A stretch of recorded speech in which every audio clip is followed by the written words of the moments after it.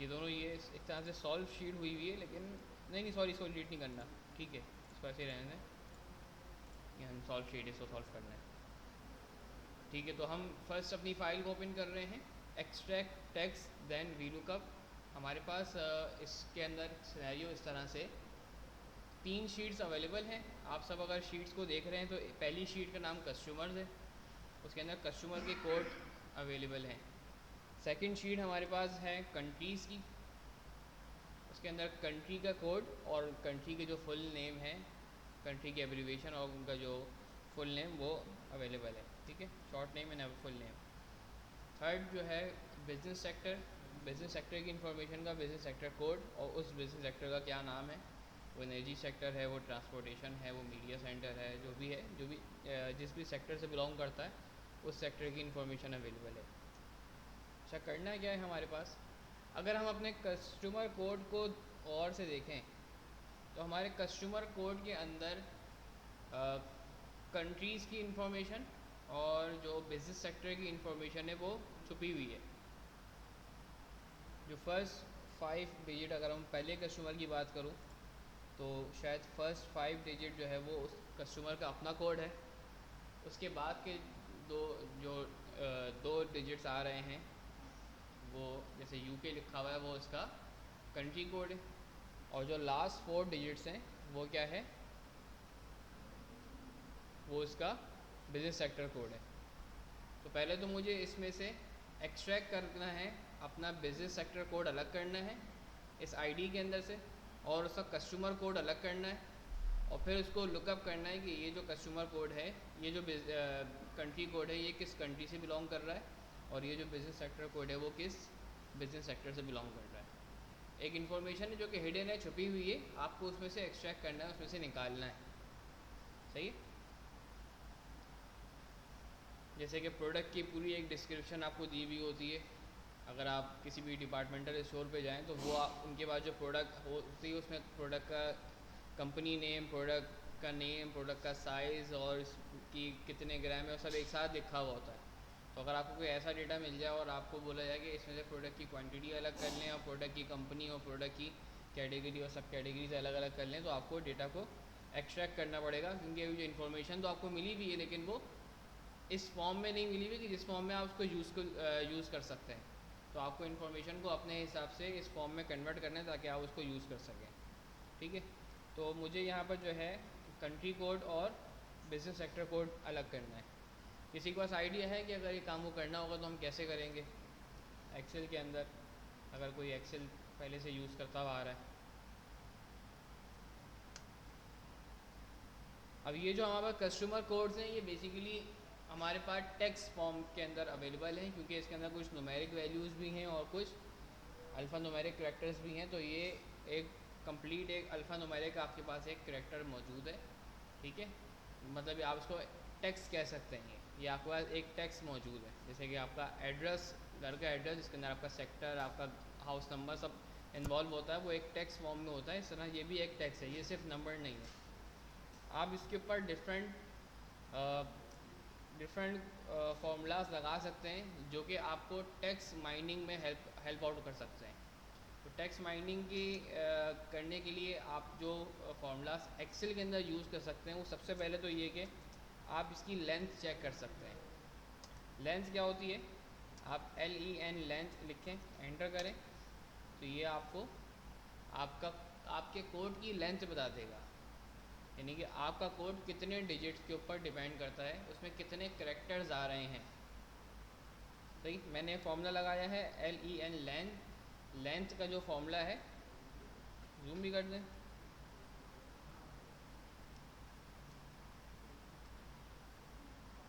मैंने जो फॉर्मूला लगाया है LEN लेंथ का, और इसके बाद मैंने इसको अपना पहला सेल दिया है और एंटर किया है, तो मेरे पास जो है वो अच्छा, ये आप लोग इससे घबराइएगा नहीं कि पूरा एक साथ कैसे आ गया ये, क्योंकि मेरा टेबल एक जो मेरा इन्फॉर्मेशन है वो टेबल फॉर्म में बनी हुई है। तो टेबल के अंदर आपको ये आसानी होती है कि अगर आपने अपने डेटा को टेबल फॉर्म में कन्वर्ट किया हुआ है तो आपको फॉर्मूला सिर्फ एक दफ़ा लिखना होता है, और जहाँ से जहाँ टेबल की रेंज जहाँ से जहाँ तक की बनी हुई होगी आपका फॉर्मूला ऑटो ट्रैक हो जाता है नीचे तक के लिए। ठीक है, तो आप ये देख भी रहे हैं कि यहाँ पर इसने मुझे A2 नहीं बोला, बल्कि उसने खुद ब खुद डिटेक्ट कर लिया कि आप कस्टमर के टेबल के ऊपर ये फॉर्मूला लगा रहे हैं। तो उसने मुझे फॉर्मूला वही दिया, लेकिन मुझे पूरा निकाल के दे दिया। ठीक है, तो इसका मसला नहीं है, ये आगे भी समझ लेंगे। और आगे में समझना है भी कि टेबल में और रेंज में और सिंपल शीट्स में क्या फ़र्क होता है। अभी हमारा पर्पस जो है लेंथ का कॉलम को देखना है। ठीक है, तो लेंथ से आपको बेसिक अपनी पूरी लेंथ का आइडिया हो गया। आपको नज़र आ रहा है कुछ आपके कॉलम्स जो हैं वो 11 लेंथ के हैं, कुछ 12 के हैं, कुछ 13 के हैं। 11, 12 और 13 की ही लेंथ के हैं। ठीक है, मैं इसको लिख देता हूँ, टोटल लेंथ मैंने इसको नाम दे दिया। अच्छा, अगर मुझे इसमें से बिज़नेस सेक्टर कोड अलहदा करना होगा तो वो तो बहुत ही आसान है। मैं अब मेरे बिज़नेस सेक्टर कोड जो हैं वो सारे ही 4 डिजिट्स पे डिपेंड करते हैं। आप ये देख सकते हैं कि मेरे पास जितने बिज़नेस सेक्टर कोड हैं वो सब के सब 4 डिजिट पे डिपेंड कर रहे हैं। तो मैं इजीली अगर अपने लेफ़्ट से 4 डिजिट को एक्सट्रैक्ट कर लूँ, यहाँ से मैं 1 2 3 4 डिजिट का अगर मैं एक्सट्रैक्ट कर लूँ तो क्या होगा, मेरे पास जो बिज़नेस सेक्टर कोड है वो निकल के आ जाएगा। ऐसा ही है। तो लेफ्ट से अगर मैं 4 डिजिट्स निकाल लूँ अलग, उसके लिए मुझे एक फॉर्मूला यूज़ करना होगा जिसको कहते हैं हम लेफ़्ट। ठीक है, ये टेक्स्ट एक्सट्रैक्ट करने का फॉर्मूला है, ये सिर्फ टेक्स्ट के ऊपर चलेगा। ये सारे फार्मूलाज जो हैं कभी भी आपके नंबर्स के ऊपर काम नहीं करेंगे। सही है, मैं आपको एक बेसिक एग्जाम्पल करके दिखाता हूँ। ये मैंने लिख दिया 1,00,000 रुपये लिख दिए। ठीक है, अब इस 1,00,000 के ऊपर मैं लेंथ लगाऊंगा तो क्या आंसर आएगा भाई? ठीक है, ये तो इसमें फिर भी कुछ आपको बता देगा। सही है, लेकिन अगर आप यहाँ से लेफ़्ट करके कुछ 3 उठाएंगे, अच्छा फिर भी कर देगा, हाँ नहीं करेगा।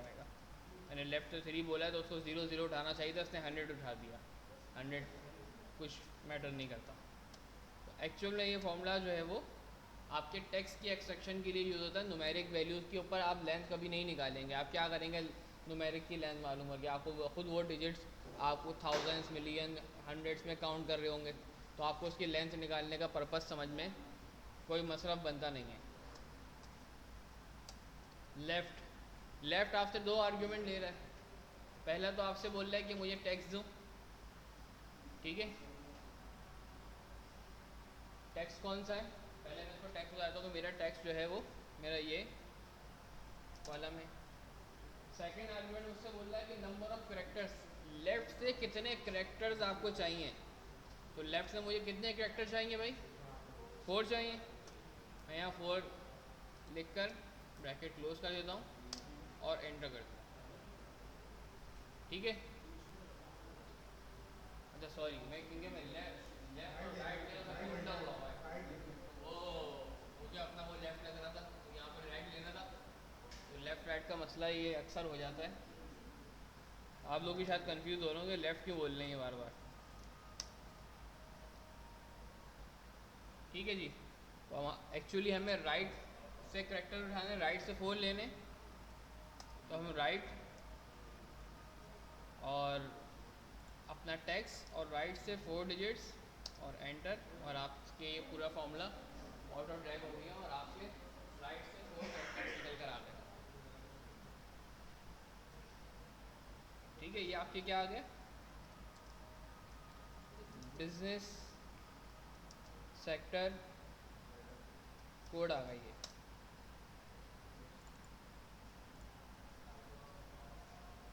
अच्छा, बिजनेस सेक्टर की जो वैल्यू है वो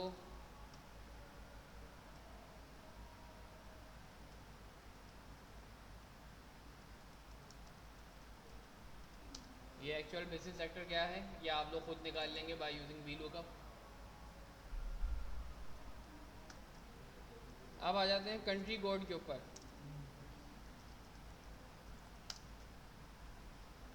अच्छा, कंट्री कोड निकालने के लिए हमारे पास किसी के पास कोई अप्रोच मौजूद है कि कैसे निकालेंगे ये? किसी के ध्यान में कोई आइडिया? कंट्री कोड को निकालना है मुझे इसमें से।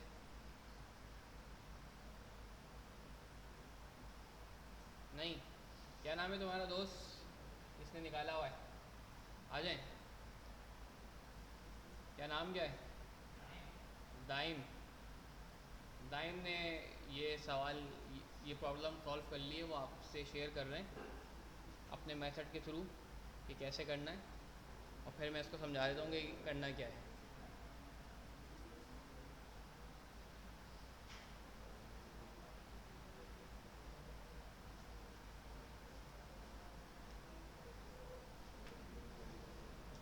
समझाना प्लीज, नहीं है?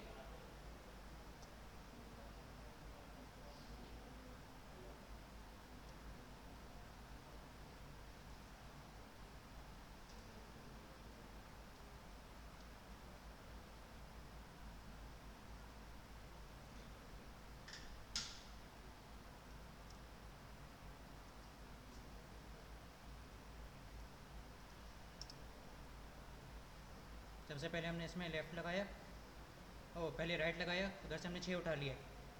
फिर उसके बाद हमने राइट लगा के उसके पहले 2 उठा के हमारे कंट्री कोड निकला है।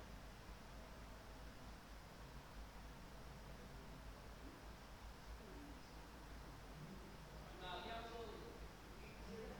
सब डबल रिपीट करते हैं। सबसे पहले राइट वाला लगाया, राइट से हमने सारे 6 उठा लिए, उसमें हमारा यूके 3020 करके निकल आया। अच्छा, फिर टाइम एक काम नहीं करे तो पहले अंदर वाला फॉर्मूला सारी वो लिखते हैं, बाहर वाला फॉर्मूला डाल दें, लेफ्ट वाला फॉर्मूला जो है वो हटा दें, फिर अंदर वाला फॉर्मूला लगते हैं, ताकि इनको आइडिया हो जाए कि 6 डिजिट जो उठ के आ रहे हैं वो कैसे लग रहा है। और फिर उसमें से जब लेफ्ट लगेगा ना, इसी फॉर्मूले से कर दें, सिंपल पकड़ लें।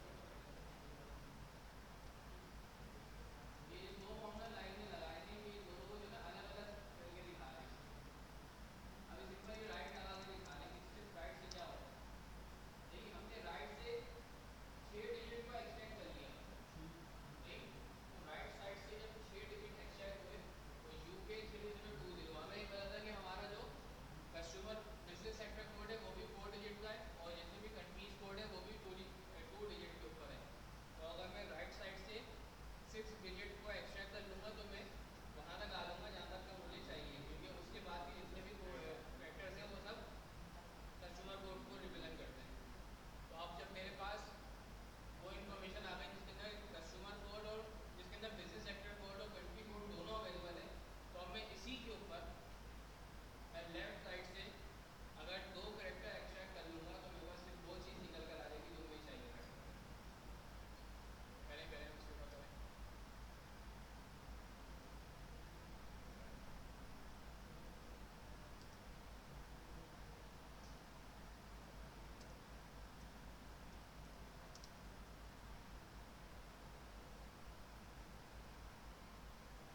अच्छा, इसको मिड वाले फॉर्मूले से कर सकते हैं? आइडिया नहीं, आइडिया नहीं है। आइडिया नहीं। चलिए, बहुत शुक्रिया। दाइम की सेजो सामने के लिए सलवार भेजते हैं।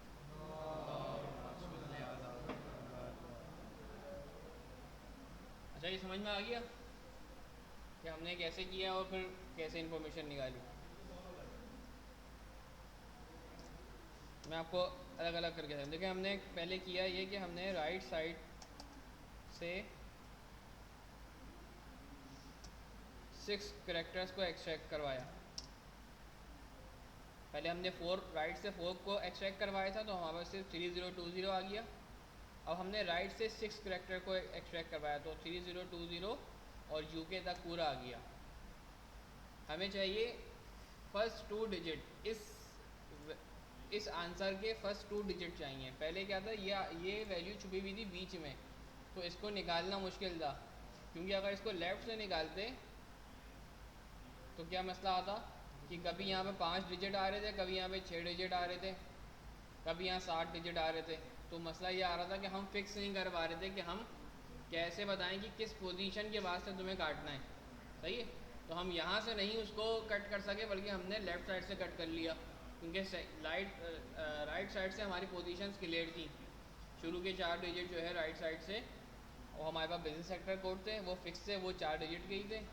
और उसके बाद दो डिजिट के करेक्टर्स हमारे पास कंट्री के थे। तो शुरू के 6 डिजिट हमने उठा लिए। तो अब जो हमारी जो इंफॉर्मेशन जो हमें चाहिए वो हमारे बिल्कुल टॉप लेफ़्ट पे आ गई है। तो अब जब भी हम इसके ऊपर लेफ़्ट से 2 डिजिट लगाएंगे तो हमें रिज़ल्ट मिल जाएगा। आप चाहें तो आप इसके ऊपर अलग फॉर्मूला लगा के निकालें। आप बोलें कि इस टेक्स्ट में से लेफ़्ट में से 2 करेक्टर्स निकाल दो, तब भी आपको रिज़ल्ट मिल जाएगा। ठीक है। और आप चाहें तो इसी फॉर्मूले के ऊपर एक और फॉर्मूला लगा दें। आपको तो पता है कि ऑलरेडी इससे आपको क्या चीज़ मिल रही है इस फॉर्मूले से। आप बोलते हैं कि भाई लेफ़्ट, अब वो टेक्स्ट आपने स्पेसिफिक सेलेक्ट नहीं किया कॉलम, बल्कि आपने बोल दिया कि भाई उसके अंदर पूरा ये फॉर्मूला जो आपको वो 6 वैल्यूज़ दे रहा है, उन 6 वैल्यूज़ में से आपको कौन सी वैल्यू चाहिए, लेफ़्ट से 2 चाहिए। फॉर्मूला क्लोज किया, एंटर किया। जब आपका कंट्री कोड आ जाएगा तो कंट्री नेम आप इजीली निकाल लेंगे by using V lookup technique, जो कि आप लोगों को अच्छी तरह से आती है।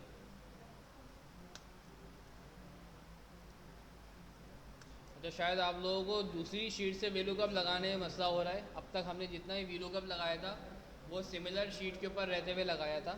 तो मैं एक मरतबा वी लुकअप लगा के दिखा देता हूँ ताकि आप लोगों को अदर शीट से वी लुकअप लगाना आ जाए। सही। देखिए मैं बिजनेस सेक्टर के नेम के ऊपर वी लुकअप लगाने जा रहा हूँ। थोड़ा सा इधर अटेंशन कर लीजिए। ये बिजनेस सेक्टर का नेम है, मैं इसे वी लुकअप लगा रहा हूँ। ये मैंने लगाया वी लुकअप। कौन सी वैल्यू को लुकअप करना है मुझे, बिजनेस सेक्टर कोड को लुकअप करना है। कहाँ से लुकअप करना है, कॉमा, अपने टेबल से। टेबल कहाँ है, टेबल में यहाँ पर गया और मेरा फॉर्मूला चल रहा है अभी। ठीक है। और मैंने पूरा अपना रेंज सेलेक्ट कर ली।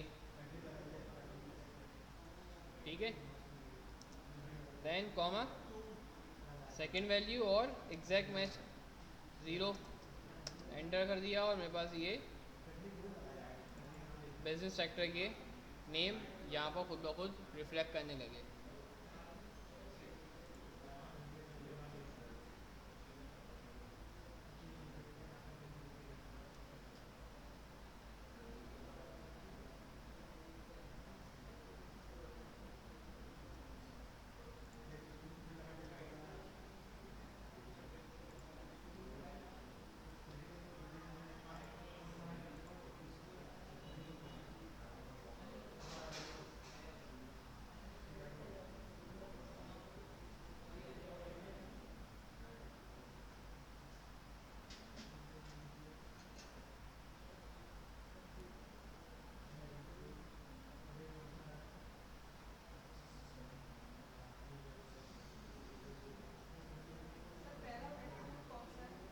जी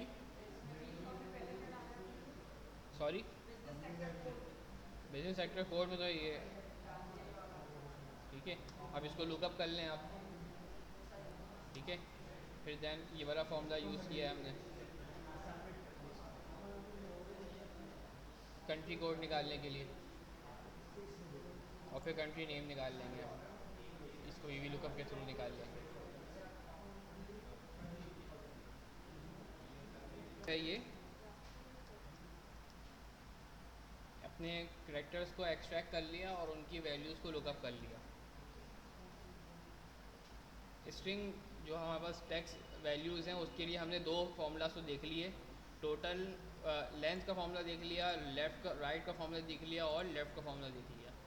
एक और फार्मूला होता है मिड का। सही है। जो आपको मिड से वैल्यू देता है।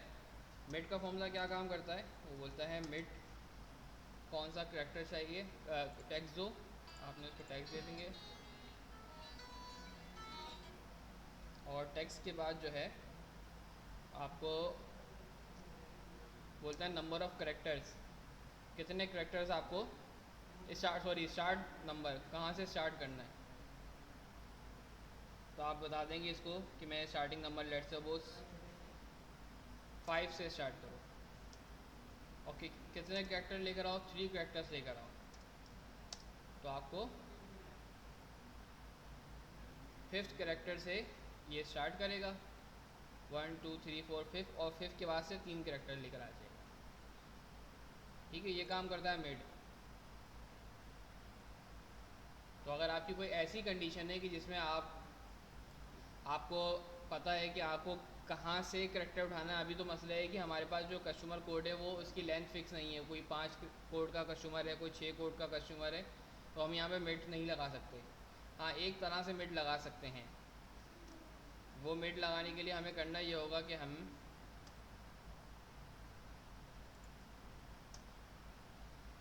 बताया कि टोटल लेंथ 11 है और जहाँ से हमें टेक्स्ट को स्टार्ट करना है वो कौन सी पोजीशन होगी, वो इसमें से 6 अगर माइनस कर दूँ तो वो पोजीशन बन जाएगी मेरी। ठीक है, तो दिस -6 अगर मैं कर दूँ तो मेरे पास मिड के फॉर्मूले के लिए जो टेक्स्ट उठना चाहिए वो इस सेल के लिए 5th, उसकी स्टार्टिंग पोजीशन 5th होनी चाहिए, सेकंड के लिए 7th होनी चाहिए, उसके लिए 6th होनी चाहिए। ठीक है, तो मुझे ये इन्फॉर्मेशन मिल गई। तो अब अगर मैं मिड लगाता हूँ, मिड, और उसको बोलता हूँ कि ये टेक्स्ट लो, और अब मैं यहाँ पर इसको बोलता हूँ कि मुझे स्टार्टिंग नंबर ऑफ़ करेक्टर्स कितने होने चाहिए, कहाँ से स्टार्ट करो, 5 से स्टार्ट करो। सही है, अगले वाले के लिए 7 से स्टार्ट करो, अगले वाले के लिए 6 से स्टार्ट करो, और कहाँ तक जाओ, 2 करेक्टर तक जाओ और एंटर कर दो। तो अब मैंने क्या निकाल लिया, 7U निकाल लिया। मैं 5वां करेक्टर पे आ गया, मुझे 5 नहीं बल्कि 5 + 1 करना है। ठीक है, कि मुझे 5वें के बाद से जाना है। ठीक है, तो मैं यहाँ +1 कर देता हूँ। सही, तो वही चीज़ जो मैंने लेफ़्ट और राइट के फॉर्मूले के ज़रिए निकाली थी, वही चीज़ अब मैं लेंथ से, मैंने टोटल लेंथ में से जो मेरे टोटल लेंथ निकाली 11 की लेंथ, 12 की लेंथ, 13 की लेंथ, उसमें से क्योंकि मुझे पता है कि मेरे पास जो बिजनेस सेक्टर कोड है और जो कंट्री कोड है वो उनकी तो लेंथ फिक्स है, उनकी लेंथ 6 करेक्टर की है। तो मैंने उस 11 - 6 करके अपनी वैल्यू निकाल ली। जो मेरे पास कस्टमर का जो कोड है ना, कस्टमर के कोड की एक्चुअल की लेंथ कितनी है, 11 - 6 किया, जिससे मेरे पास कस्टमर कोड की एक्चुअल लेंथ आ गई। अभी मैं अपने कस्टमर कोड को एक्सट्रैक्ट नहीं कर सकता था, और अब मैं अपने कस्टमर कोड को भी एक्सट्रैक्ट कर सकता हूँ कि वो मेरे पास लेंथ आई हुई है उसकी।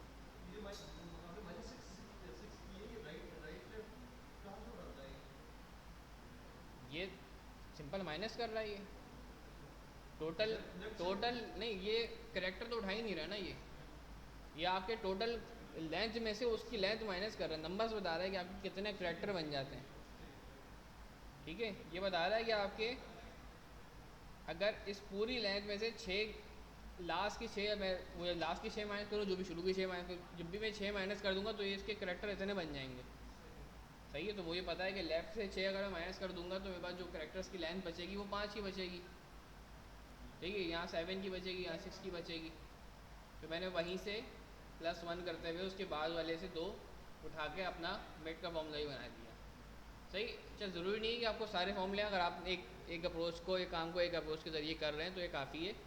ठीक है, तो बस ये दिखाने के लिए कि एक्सपोजर बढ़ाने के लिए कि ये काम को और किसी और मेथड के ज़रिए भी किया जा सकता है। तो अगर आपको ये मेथड अच्छा समझ में आ रहा है तो आप इस मेथड से कर सकते हैं, अगर आपको लेफ़्ट और राइट वाला मेथड समझ में आ रहा है तो वैसे कर सकते हैं, काम दोनों से सेम हो रहा है।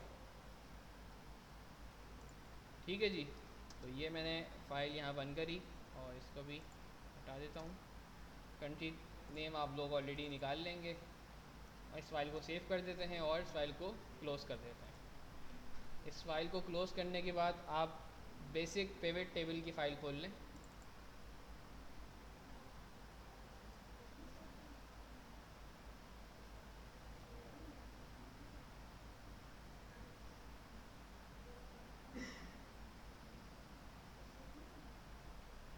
बेसिक पिवट टेबल,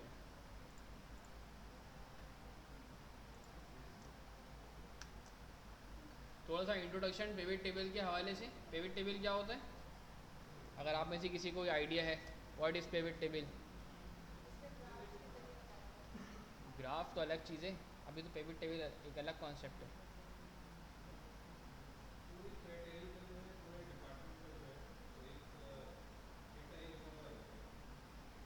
सही, और कोई पॉइंट अच्छा इसके अलावा? What is pivot table?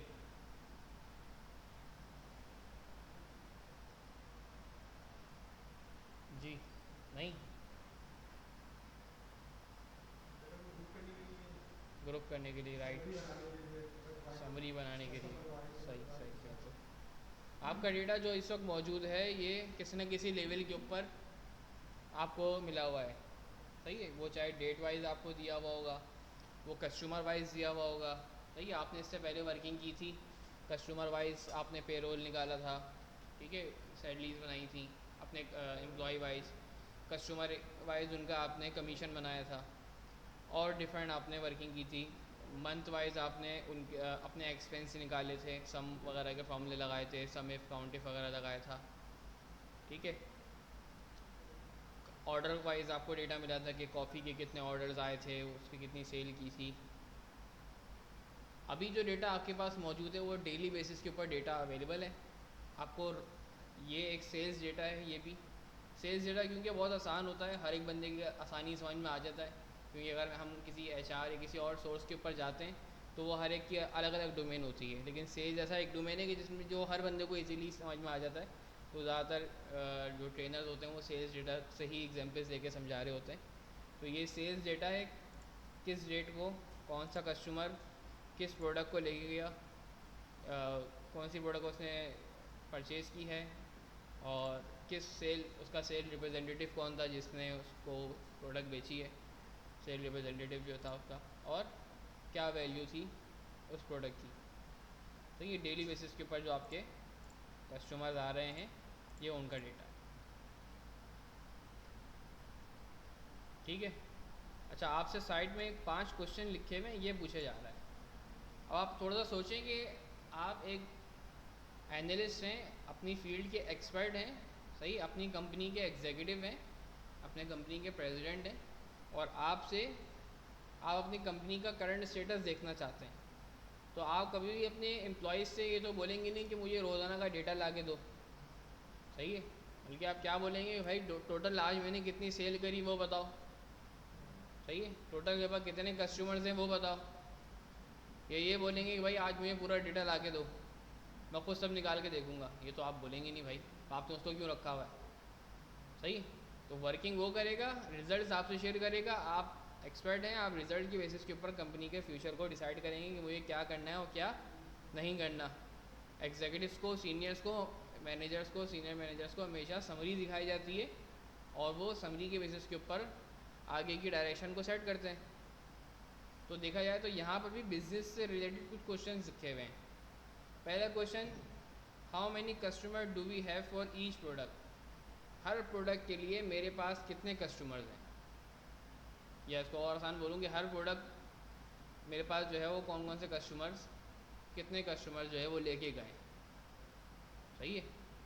कुछ प्रोडक्ट ऐसी होंगी जो ज़्यादातर कस्टमर्स ले रहे होंगे, कुछ प्रोडक्ट ऐसी होगी जो एक भी कस्टमर लेके नहीं गया होगा, या एक आध कोई कस्टमर ले गया होगा। इससे मेरे पास नज़र आ जाएगा भाई कौन सी प्रोडक्ट जो है वो डिमांडिंग है और कौन सी प्रोडक्ट जो है वो लेस डिमांडिंग है।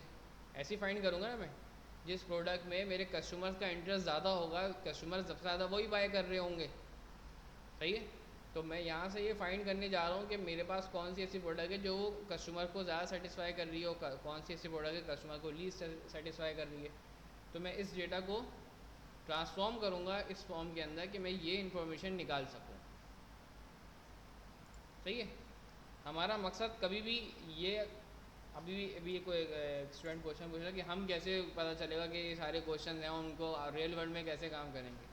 तो रियल वर्ल्ड में जब आप जाएंगे तो आपके पास अपना डेटा होगा, आप जिस कंपनी में या आप जिस भी ऑर्गेनाइजेशन बिलोंग करते हैं या आपका कोई अपना बिजनेस है, तो आपको खुद पता होगा कि आपको कैसे अपनी चीज़ को देखना है, एनालाइज करना है, सही। एक कॉल सेंटर एजेंट को अपना पता होगा कि मुझे अपनी वर्किंग कैसे करनी है, एक ह्यूमन रिसोर्स वाले को, एचआर वाले को अपना पता होगा कि उसको काम कैसे करना है, और एक इंजीनियर को या एक एजुकेशन के डोमेन से ताल्लुक़ रखने वाले को अपना पता होगा कि उसको क्या क्या एनालाइज करना है। सही। तो हर एक अपनी फील्ड का चैम्पियन है, उसको सिर्फ डेटा चाहिए और एनालाइज करने का तरीका पता होना चाहिए। ठीक है। यहाँ प्रैक्टिस के लिए आपको यहाँ सवाल दिए हैं, वरना हमेशा आपको सवाल नहीं मिलेंगे, बल्कि आपको रन टाइम पे पूछा जाएगा कि भाई मुझे ये सवाल का आंसर चाहिए। सही। तो आपको पता होगा कि इस सवाल का आंसर कैसे निकाला जा सकता है, किन दो नंबर्स को मल्टीप्लाई करके, किन दो वैल्यूज़ को यूज़ करते हुए आप अपने डेटा को निकाल सकते हैं। तो पिवट टेबल को यूज़ करते हुए या अपने डेटा को किसी फॉर्म में कन्वर्ट करते हुए, सबसे पहले जिस चीज़ का ख्याल आपको रखना है ना, वो ख्याल रखना है कि आपको अपने डेटा की ग्रैनुलरिटी का अंदाज़ा होना चाहिए। ग्रैनुलरिटी का मतलब ये कि आपको अपने डेटा का पता होना चाहिए कि आपका डेटा किस लेवल पे आपको मिला हुआ है। सही है। जिस लेवल पे मिला हुआ है, जितना लीस्ट इन्फॉर्मेशन आपको डेटा की मिलेगी, आप उससे उतना ही अच्छी इन्फॉर्मेशन निकाल सकते हैं। ठीक है। मिसाल के तौर पर आपको प्रोविंस वाइज पॉपुलेशन दी हुई है। सिंध की पॉपुलेशन इतनी है, पंजाब की इतनी है, KPK की इतनी है, बलूचिस्तान की इतनी है, और आपसे बोला जा रहा है कि यार कराची की पॉपुलेशन कितनी है। आप क्या जवाब देंगे? पता ही नहीं, क्योंकि आपसे सवाल पूछे जा रहा है उससे एक लेवल लोअर का, और डेटा आपको जो मिला हुआ है उससे एक लेवल अपर को मिला हुआ है। तो आपको जो भी डेटा मिलेगा, आप उससे एक लेवल ऊपर तो जा सकते हैं। यानी कि आप बता सकते हैं कि भाई मैं सिर्फ आपको पाकिस्तान की टोटल पॉपुलेशन बता सकता हूँ। सही है। और हर प्रोविंस की अलग अलग बता सकता हूँ, लेकिन प्रोविंस के अंदर जो सिटीज़ हैं उन सिटीज़ की पॉपुलेशन नहीं बता सकता।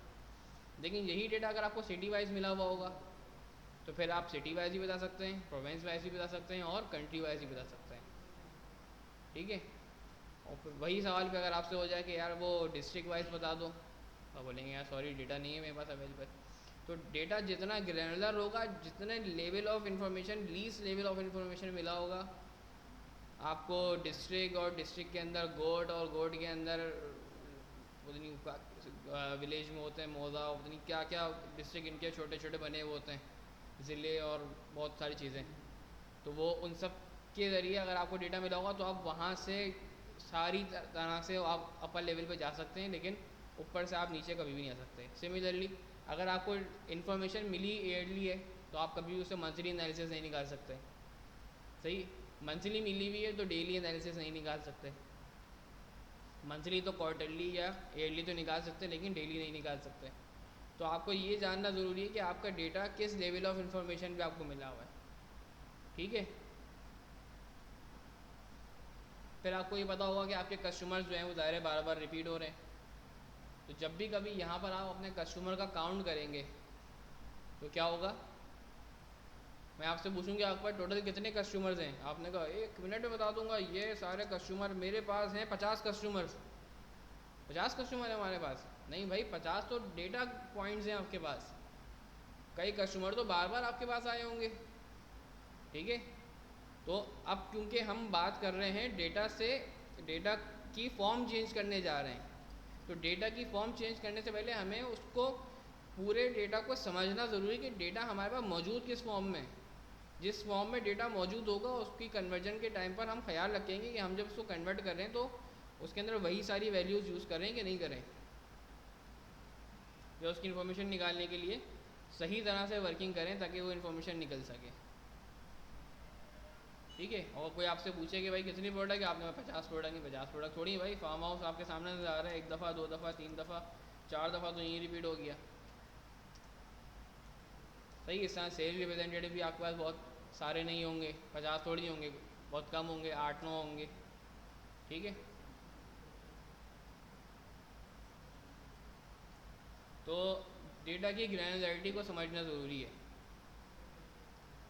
एक दफ़ा आपने एक डेटा की ग्रैनुलरिटी को अंदाज़ा कर लिया कि आपका डेटा किस फॉर्म में आपको गिवन है, अब आप पिवट टेबल लगा सकते हैं। पिवट टेबल क्या कर रहा है, जिस तरह से बाकी सब ने रिस्पॉन्ड दिया कि पिवट टेबल आपके डेटा को समराइज़ करने के लिए हेल्पफुल होता है। अगर मैं दूसरे अल्फाज में बोलूँ, जिस तरह टेक्निकल अभी आपसे डिस्कस कर रहा था, आपकी डेटा की ग्रैनुलरिटी को चेंज करने के लिए हेल्पफुल होता है। मतलब है कि डेटा आपके पास मंथली है और आप उसको ईयरली कन्वर्ट कर रहे हैं, एयरली डेटा बनाना चाहते हैं तो आप बाय यूजिंग पिवट टेबल अब उस अपने डेटा को एयरली डेटा में कन्वर्ट कर लेंगे। सही है। प्रोवेंस वाला सिटी वाइज डेटा मिला हुआ है, प्रोवेंस वाइज डेटा बनाना चाहते हैं तो आप उसको प्रोवेंस वाइज कन्वर्ट कर सकते हैं। सही है। अपने डेटा को एग्रीगेट लेवल के ऊपर अपने डेटा को कन्वर्ट कर सकते हैं, इसको समराइज कर सकते हैं, उसको ग्रुप कर सकते हैं डिफरेंट कैटेगरीज के अंदर। सही है।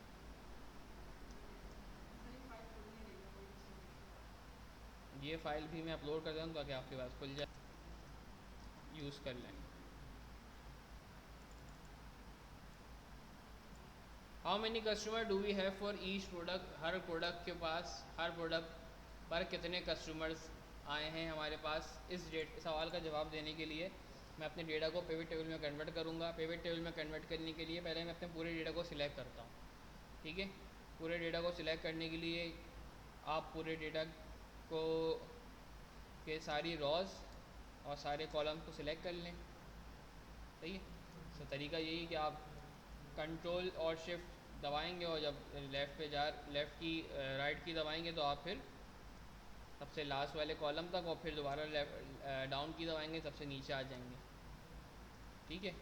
ये भी ऑप्शन है कि अपने डेटा की पहले पॉइंट पे खड़े हों आप और यहाँ पे कंट्रोल ए प्रेस कर दें, तब भी आप अपने पूरे डेटा को खुद ब खुद सिलेक्ट कर लेंगे। डेटा को एक दफ़ा आपने सिलेक्ट कर लिया, आप इंसर्ट में आएंगे और इंसर्ट में आपके पास फर्स्ट ऑप्शन अवेलेबल है पिवट टेबल का।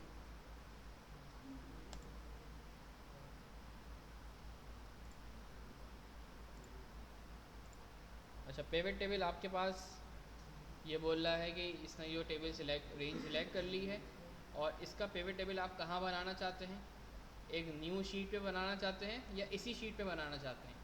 अगर आप इसी शीट पे करेंगे तो आपसे वो लोकेशन मांगेगा भाई किस सेल को आप सिलेक्ट करना चाहते हैं कि जहाँ पिवट टेबल बनाओ। हम कहते हैं भाई इस शीट पे ना बनाओ बल्कि न्यू शीट पे बना दो। ठीक है, हमने कर दिया ओके।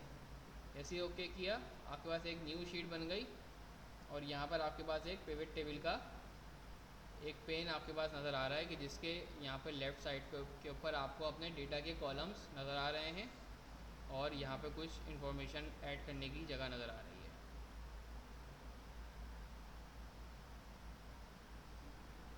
ठीक है। तो प्रोडक्ट वाइज आपके कस्टमर्स कितने हैं आप ये जज करना चाह रहे हैं। तो प्रोडक्ट को मैं अपनी रॉ में डाल देता हूँ। तो मैंने यहाँ पे प्रोडक्ट को, अब ये जो जगह है पिवट टेबल की, आप यहाँ पे ड्रैग एंड ड्रॉप कर सकते हैं। यहाँ आप किसी भी कॉलम को सिलेक्ट करें, मतलब क्लिक करके ड्रैग करें और रॉज में लाकर प्रोडक्ट को ड्रॉप कर दें। तो जैसे ही आप प्रोडक्ट को यहाँ ड्रॉप करेंगे आपके यहाँ पर सारी प्रोडक्ट्स आ जाएंगी। यूनिक आपकी जो प्रोडक्ट्स हैं वो यहाँ पर आपके आ जाएंगी। ठीक है। अब हर प्रोडक्ट के अगेंस्ट आपको कस्टमर का काउंट चाहिए। ठीक है। तो कस्टमर का काउंट के लिए आप क्या करें, कस्टमर को ड्रॉप ड्रैग करें और वैल्यूज़ में लाकर ड्रॉप कर दें। सही है। कस्टमर एक टेक्स्ट वैल्यू था लेकिन आपने वैल्यूज़ में डाला तो इसने बाय डिफ़ॉल्ट इसका काउंट ऑफ कस्टमर उठा लिया और ये बता रहा है कि आपके पास हर एक प्रोडक्ट के अगेंस्ट जितने कस्टमर्स आए हैं वो कितने कस्टमर्स आए हैं। अच्छा, क्वेश्चन नंबर 2 पे आ जाते हैं हम दोबारा। यहाँ पर क्वेश्चन नंबर 2 हमें क्या बोल रहा है,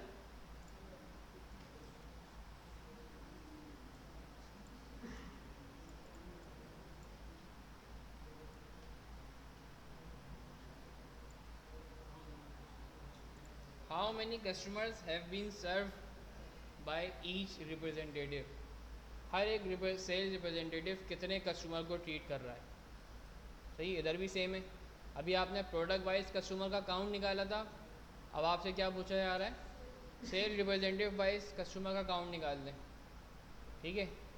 अच्छा, ये अब इसके दो ऑप्शन है काम करने के, या तो आप इसके ऊपर दोबारा एक पिवट टेबल बना दें और उसको एक न्यू शीट में लेके जाएं और वहाँ दूसरे का आंसर दे दें। ठीक है। अभी क्योंकि आप लोग नीचे स्टेजेस में तो चाहें तो ऐसा कर लें, या अगर आपको कॉन्फिडेंट है कि आपको ये चीज़ बिल्कुल समझ में आ गई है तो करें ये कि इसके जो रिज़ल्ट्स हैं इसको कॉपी करके एक और न्यू शीट में पेस्ट कर दें, एक और न्यू शीट में पेस्ट वैल्यू कर दें यहाँ पर, सही है।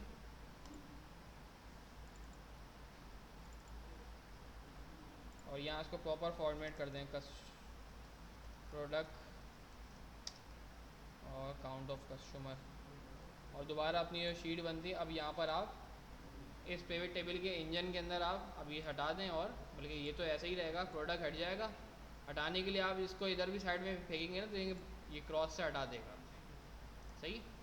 नहीं तो आप जो यहाँ पे क्लिक होता है तो ये ऊपर जाके अनचेक कर देंगे, फिर भी आपका ये रिमूव हो जाएगा, सही। डिफरेंट मेथड है। और आपको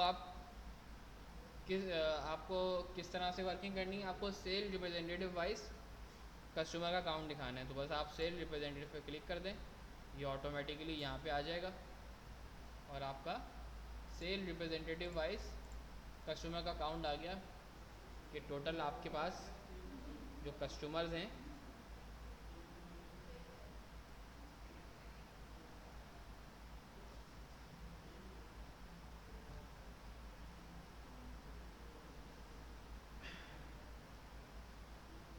डेविड ने 12 कस्टमर्स को ट्रीट किया है, जैक ने 5 कस्टमर को, जॉन ने 7 कस्टमर को, लूसी ने 11 कस्टमर्स को, मार्क ने सिर्फ 2 कस्टमर को और सैली ने 13 कस्टमर्स को ट्रीट किया।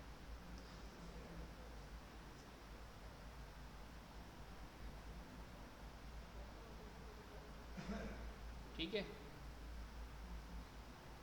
थर्ड क्वेश्चन पे आ जाऊँ मैं।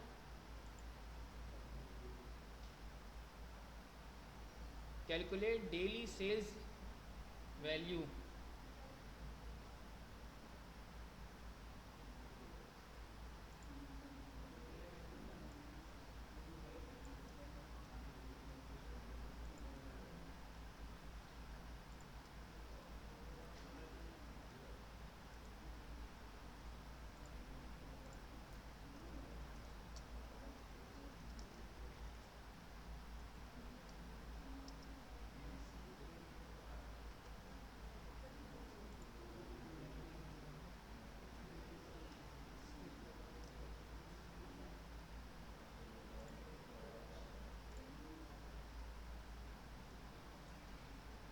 क्या है भाई,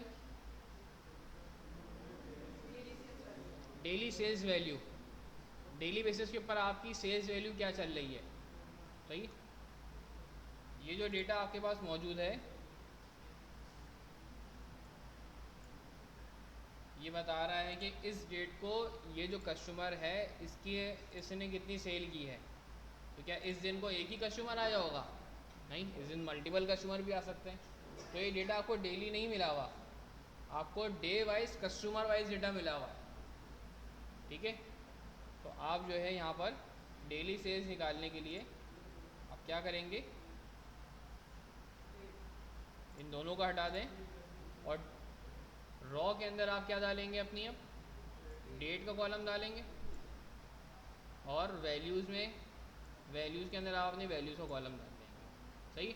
अब क्योंकि वैल्यूज़ का कॉलम ऑलरेडी एक वैल्यू था तो इसने जैसे ही आपने यहाँ ड्रॉप किया इसने सम ऑफ वैल्यूज़ आपको यहाँ पे शो कर दिया, ठीक है। और अब जो आपके पास यहाँ पर वैल्यूज़ आ रही हैं वो डेली बेसिस के ऊपर निकल के आ रही हैं।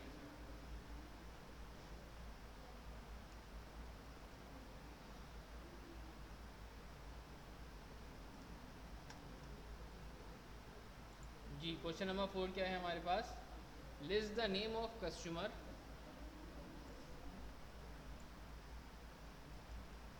List the name of customers serve by each sale representative and their average value. 50 रुपये का सवाल, जो कर लेगा, ख़वातीन में से सिर्फ, मर्द हज़रात तो शायद कर लें, होने चाहिए वैसे, चेक कर लो। हाँ हैं, इतने तो हैं।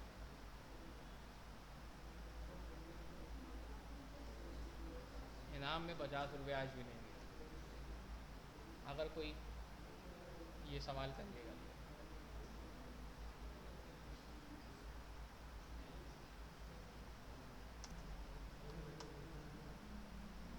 जी, ये देखें, मैं थोड़ा सा गाइड कर दूं आपको।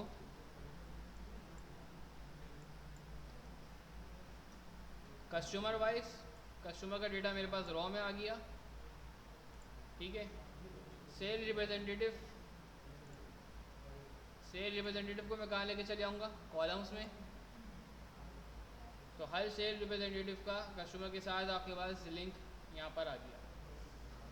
ये कितनी सेल कर रहा है, मैं यहाँ पर वैल्यूज़ उठाकर वैल्यूज़ में बेस कर देता हूँ, तो यहाँ पर सम ऑफ वैल्यूज़ आ गई, ठीक है। लेकिन सवाल यह है ऑन एवरेज कितनी कर रहा है, टोटल की बात नहीं हो रही कि टोटल उसने कितनी सेल की है इस कस्टमर के साथ मिलकर, ठीक है।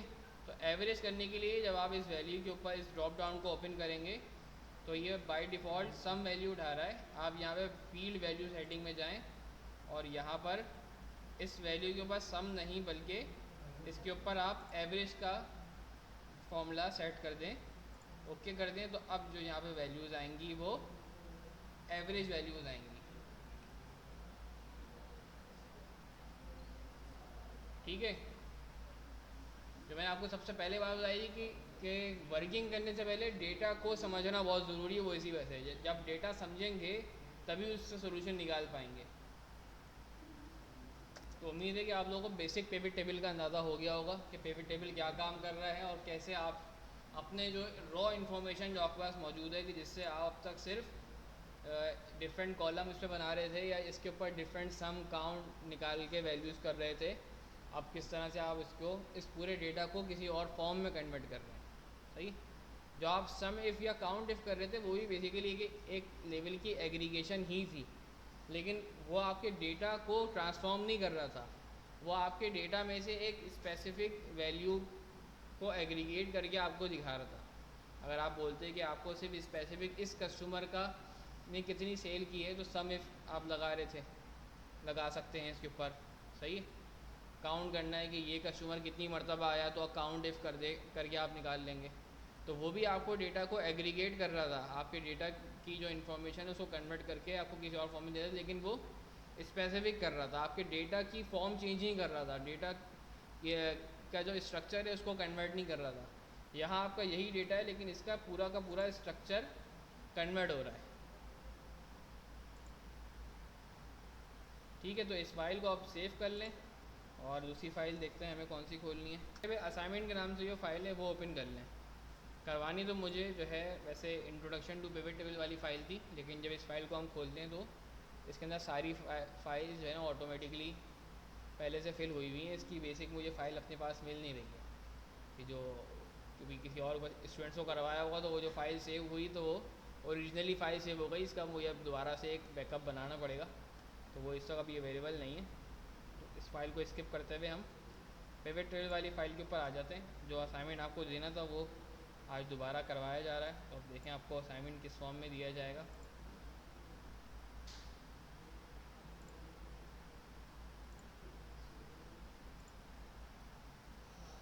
जी, सवाल आपके पास अगली शीट में मौजूद हैं, 6 सवाल मौजूद हैं।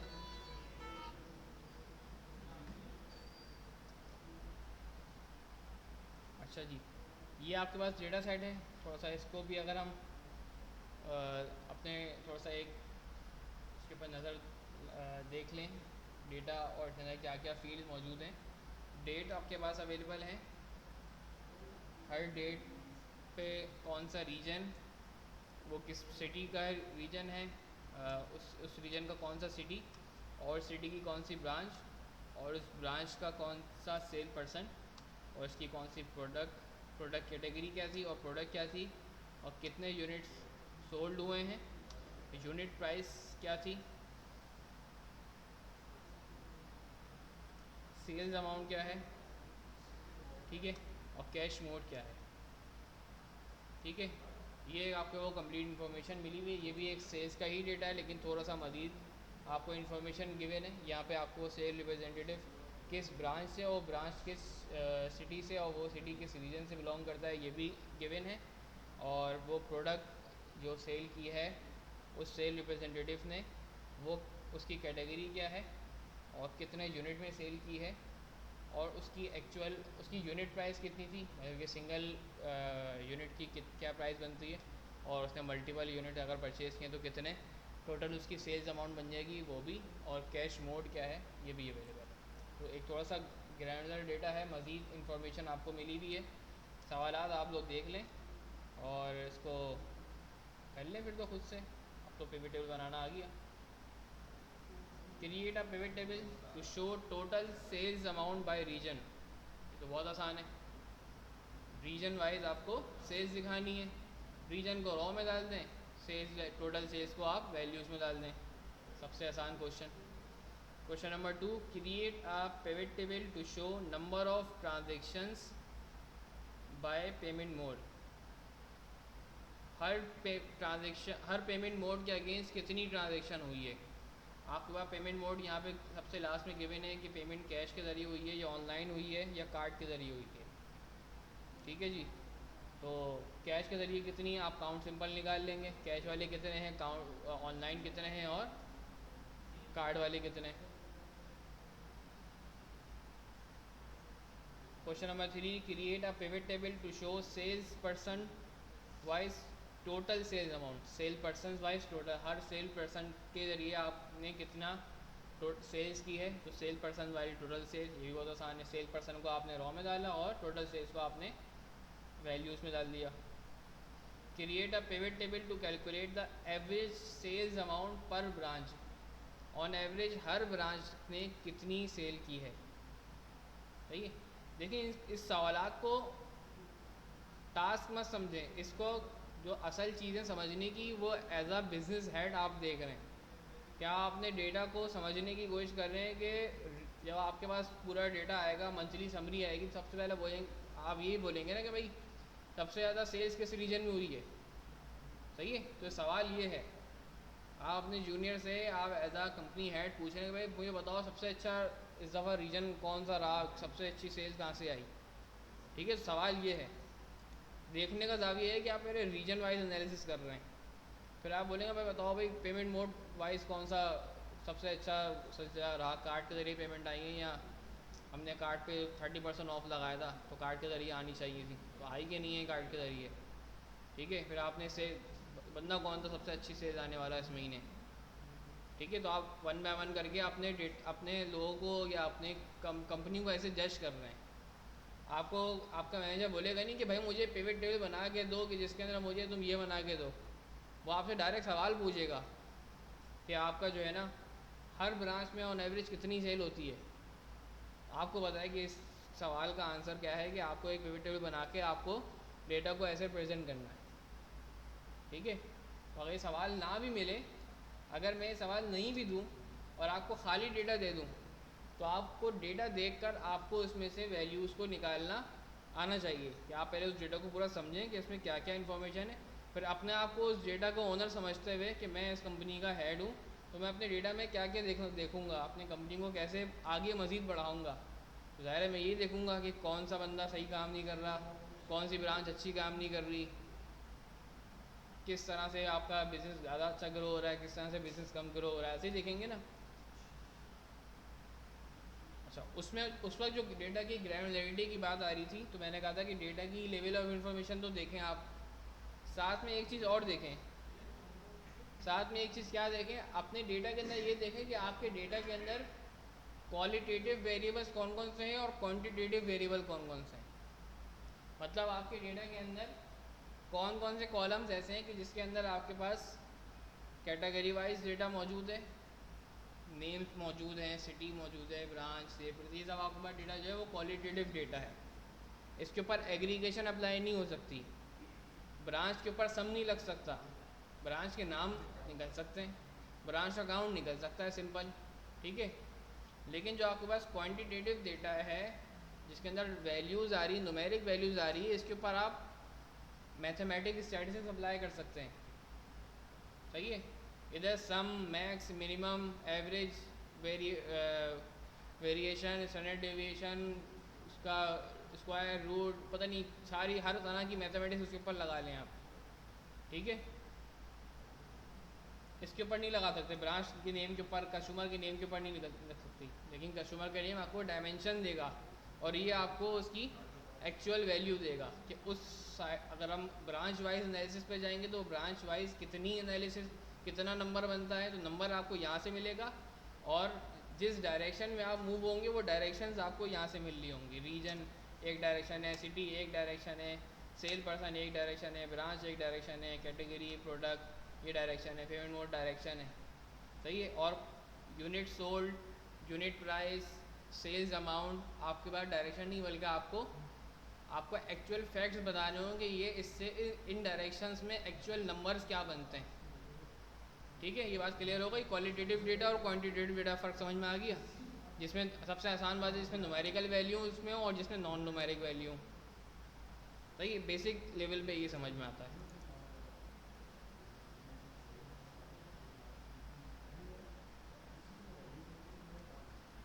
तो आपके पास average sales per branch, identify top 5 product by total sales using pivot table.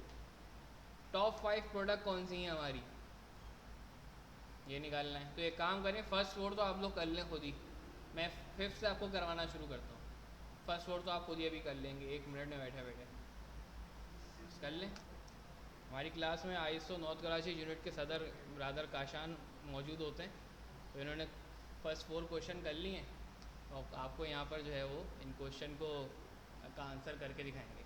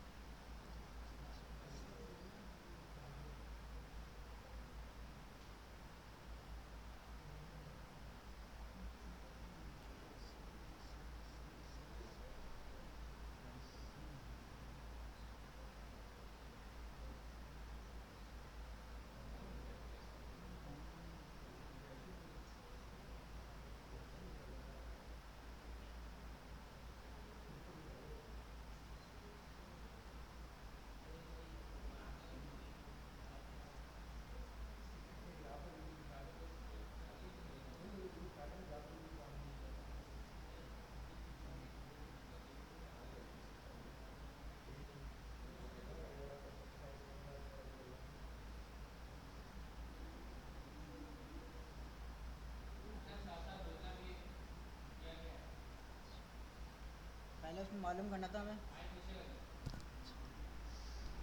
पहले उसमें हमें मालूम करना था कि रीजन के वाइज जो है हमारे पास सेल्स अमाउंट निकालनी है। तो हमने डायरेक्ट पहले रॉ में जो है रीजन डाला, उसके बाद वैल्यूज़ में जो है सेल्स सम ऑफ सेल्स डाल दिया। दूसरा क्वेश्चन जो है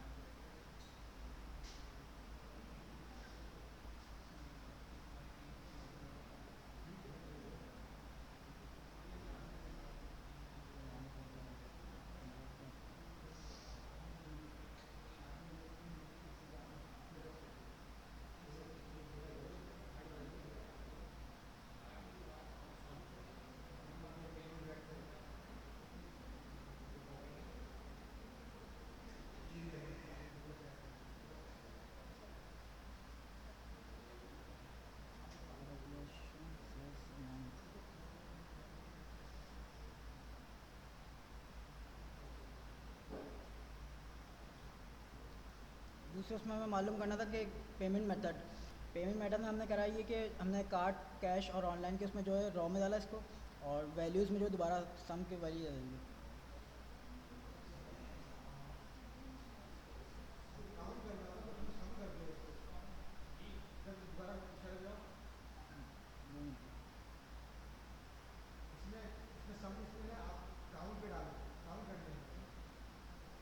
मगर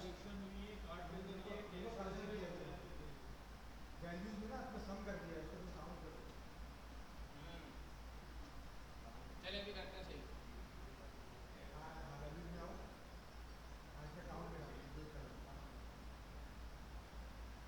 दूसरे दूसरे वाले में।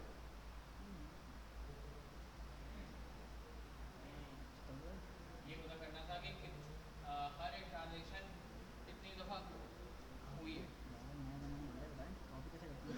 हम्म? कॉपी कैसे करती है? कॉपी ये चलाओ ना, माउस को नीचे डालो।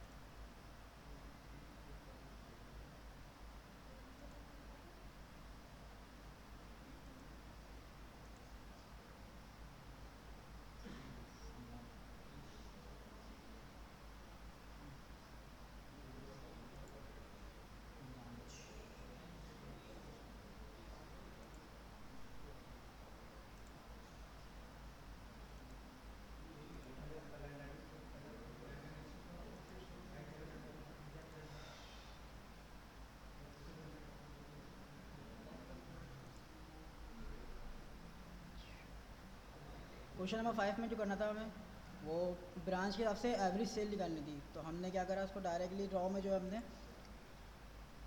हमने जो है ब्रांच लगाई, और फिर जो सम लगा दिया, मगर सम वाला फॉर्मूला नहीं लगाना था इसमें, एवरेज के लगाना था सेल्स अमाउंट में। तो हमने एवरेज का फॉर्मूला लगाया।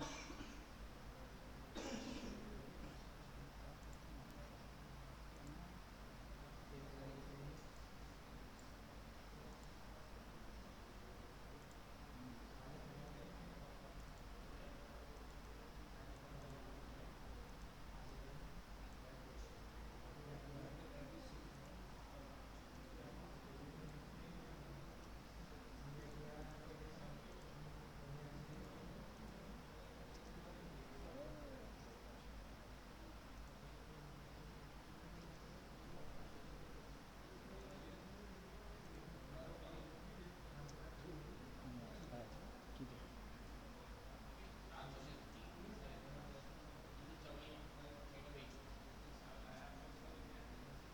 अच्छा, आप लोगों को समझ में आ गई चारों क्वेश्चंस? सबकी वैल्यूज़ यही आ रही हैं। 3 क्वेश्चन तो है, चौथा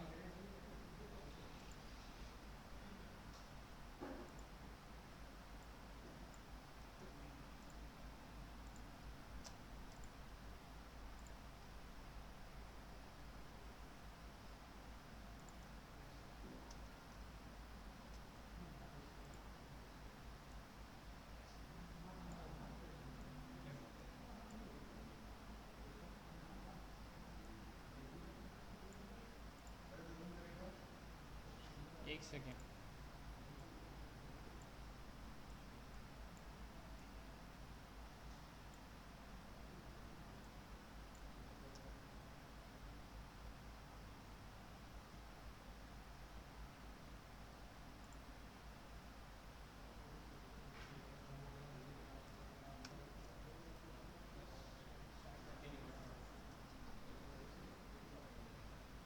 सबसे पहले हमारे पास क्वेश्चन नंबर 5 में पूछा हुआ था कि टॉप 5 प्रोडक्ट्स बताने जो कि टोटल सेल्स से हैं हमारे पास।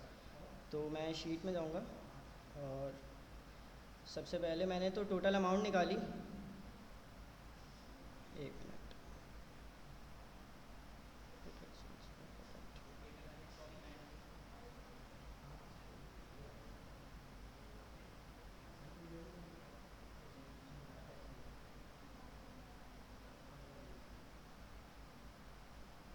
ये मेरे पास टोटल सेल्स आ गई हैं, लेकिन यहाँ पे हमारे पास पूछा गया था टॉप 5। तो मैं यहाँ पे जाऊँगा रॉ लेबल के पास, जो हमारे पास पहले जो फ़िल्टर हुआ है उसमें वैल्यू फ़िल्टर में जाऊँगा और उसमें सबसे नीचे आया हुआ है हमारे पास टॉप 10। उसकी जगह मैं टॉप 10 की जगह जाके 5 कर दूँगा, क्योंकि हमें टॉप 5 वैल्यूज़ चाहिए थी, तो हमारे पास ये वैल्यूज़ आ जाएंगी।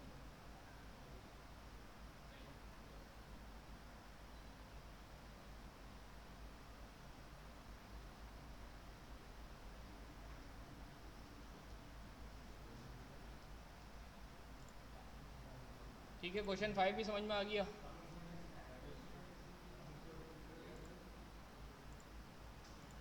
क्लियर हो गया होगा। आपने जो है वो टॉप 5 आपसे सवाल पूछा गया था कि आप टॉप 5 प्रोडक्ट सेल अमाउंट के ज़रिए टॉप 5 प्रोडक्ट निकाल दें।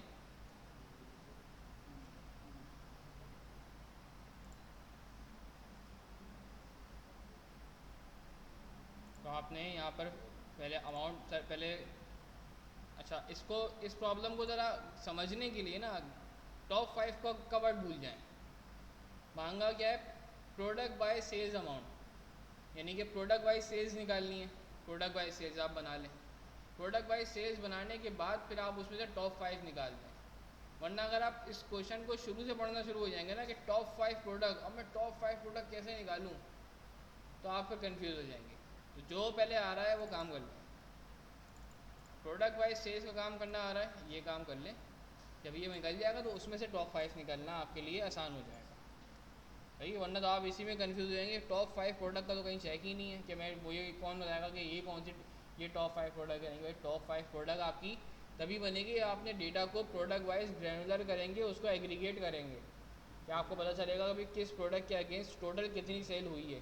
तो वो प्रोडक्ट वो 5 प्रोडक्ट सबसे टॉप हो जाएंगी कि जिनके अंदर सबसे ज़्यादा सेल्स आई हुई होंगी। ठीक है, तो खुद ब खुद वो आपकी टॉप 5 प्रोडक्ट बन जाएंगी। सही है, ये कोई चेक नहीं है। मज़ीद डेटा आपका बढ़ना शुरू होगा, हो सकता है वो प्रोडक्ट जो पहले आपकी टॉप 5 में शामिल थी वो आगे आके टॉप 5 में शामिल ना रहे, बल्कि किसी कोई और दूसरी प्रोडक्ट ऐसी हो जिसके अंदर ज़्यादा सेल्स अमाउंट आपके पास आ जाए, तो वो आपके टॉप 5 प्रोडक्ट में शामिल हो जाएगी। तो ये तो वेरी करता रहेगा टाइम टू टाइम, आपके रीजन वाइज, आपके प्रोडक्ट, आपके डिफरेंट सिनेरियोज़ में आपके टॉप 5 प्रोडक्ट चेंज होते रहेंगी। सही, तो आपको काम क्या करना है, आपको प्रोडक्ट वाइज सेल्स निकालनी है और फिर उसको फ़िल्टर आउट करना है टॉप 5 के ऊपर।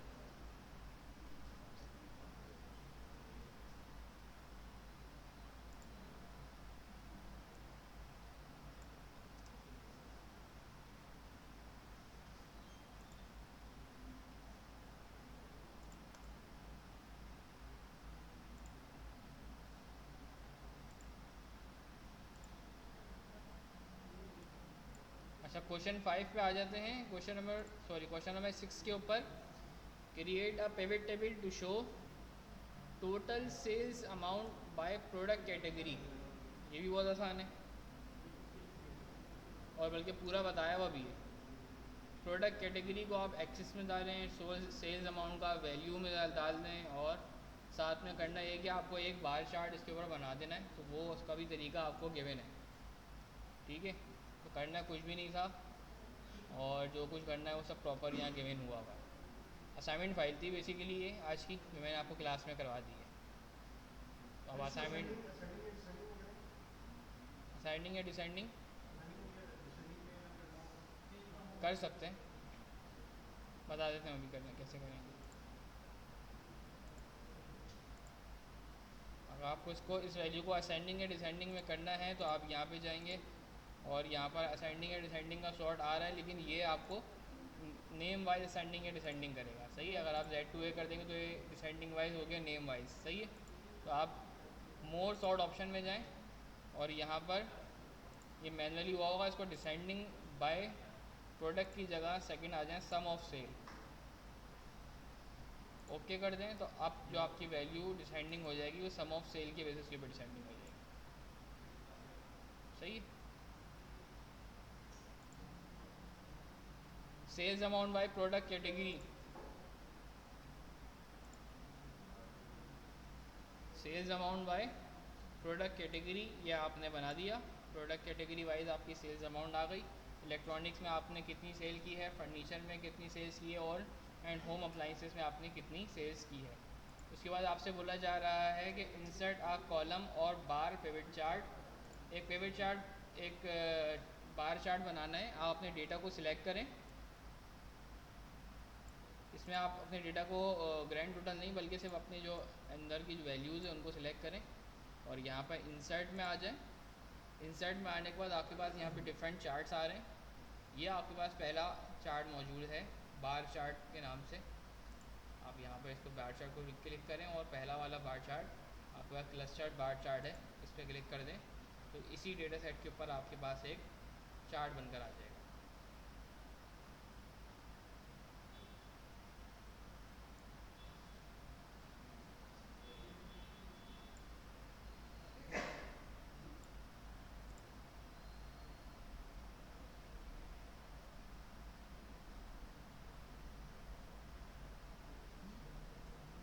आगे जाके हमारा पावर बीआई के इंट्रोडक्शन में इस्तेमाल होगा। अभी आपने अपने बिजनेस के कुछ क्वेश्चंस निकाले, सही है। आपने आपने डेटा को एनालाइज करने के लिए आपके पास कुछ क्वेश्चंस है, आपने उसको उन क्वेश्चन के आंसर्स निकालने के लिए कुछ इन्फॉर्मेशन यहाँ पर नोट डाउन की, सही। लेकिन अगर आप ये देख रहे हैं तो ये इन्फॉर्मेशन तो अपनी जगह कंप्लीट है लेकिन ये इतनी प्रेजेंटेबल नहीं है, सही। क्यों प्रेजेंटेबल नहीं है? क्योंकि ये आपने हर एक पिवट टेबल के ऊपर हर एक डेटा उसी डेटा के ऊपर बार बार पिवट टेबल लगाकर आपने वैल्यू निकाली हुई है। आपको ये तो पता है कि आपकी किस रीजन के अंदर कितनी सेल हुई है। आपको ये तो पता चल गया कि आपके पेमेंट मोड सबसे ज़्यादा कौन सा यूज़ हुआ है ट्रांजेक्शन्स के लिए। आपको ये पता चल गया कि आपका सबसे अच्छा सेल रिप्रेजेंटेटिव कौन है, ठीक है। आपको ये पता चल गया कि आपकी ऑन एवरेज सबसे अच्छी ब्रांच कौन सी चल रही है, ठीक है जी। और आपको ये पता चल गया कि आपके टॉप 5 प्रोडक्ट्स कौन सी हैं। लेकिन देखा जाए तो ये पूरा का पूरा डेटा एक तरह से अभी भी स्ट्रक हुआ है। जो इन्फॉर्मेशन आपने निकाल दी है वो अपनी जगह पे फिक्स हुई भी है। अगर मैं अपना सवाल को हल्का सा चेंज करना चाहूँ कि जो है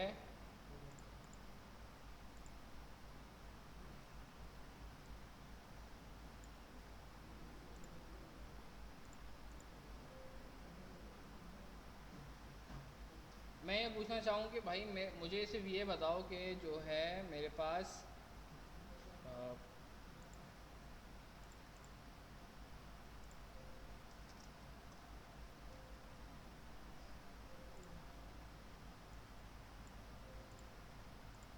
सिर्फ जनवरी के अंदर कितनी सेल आई है।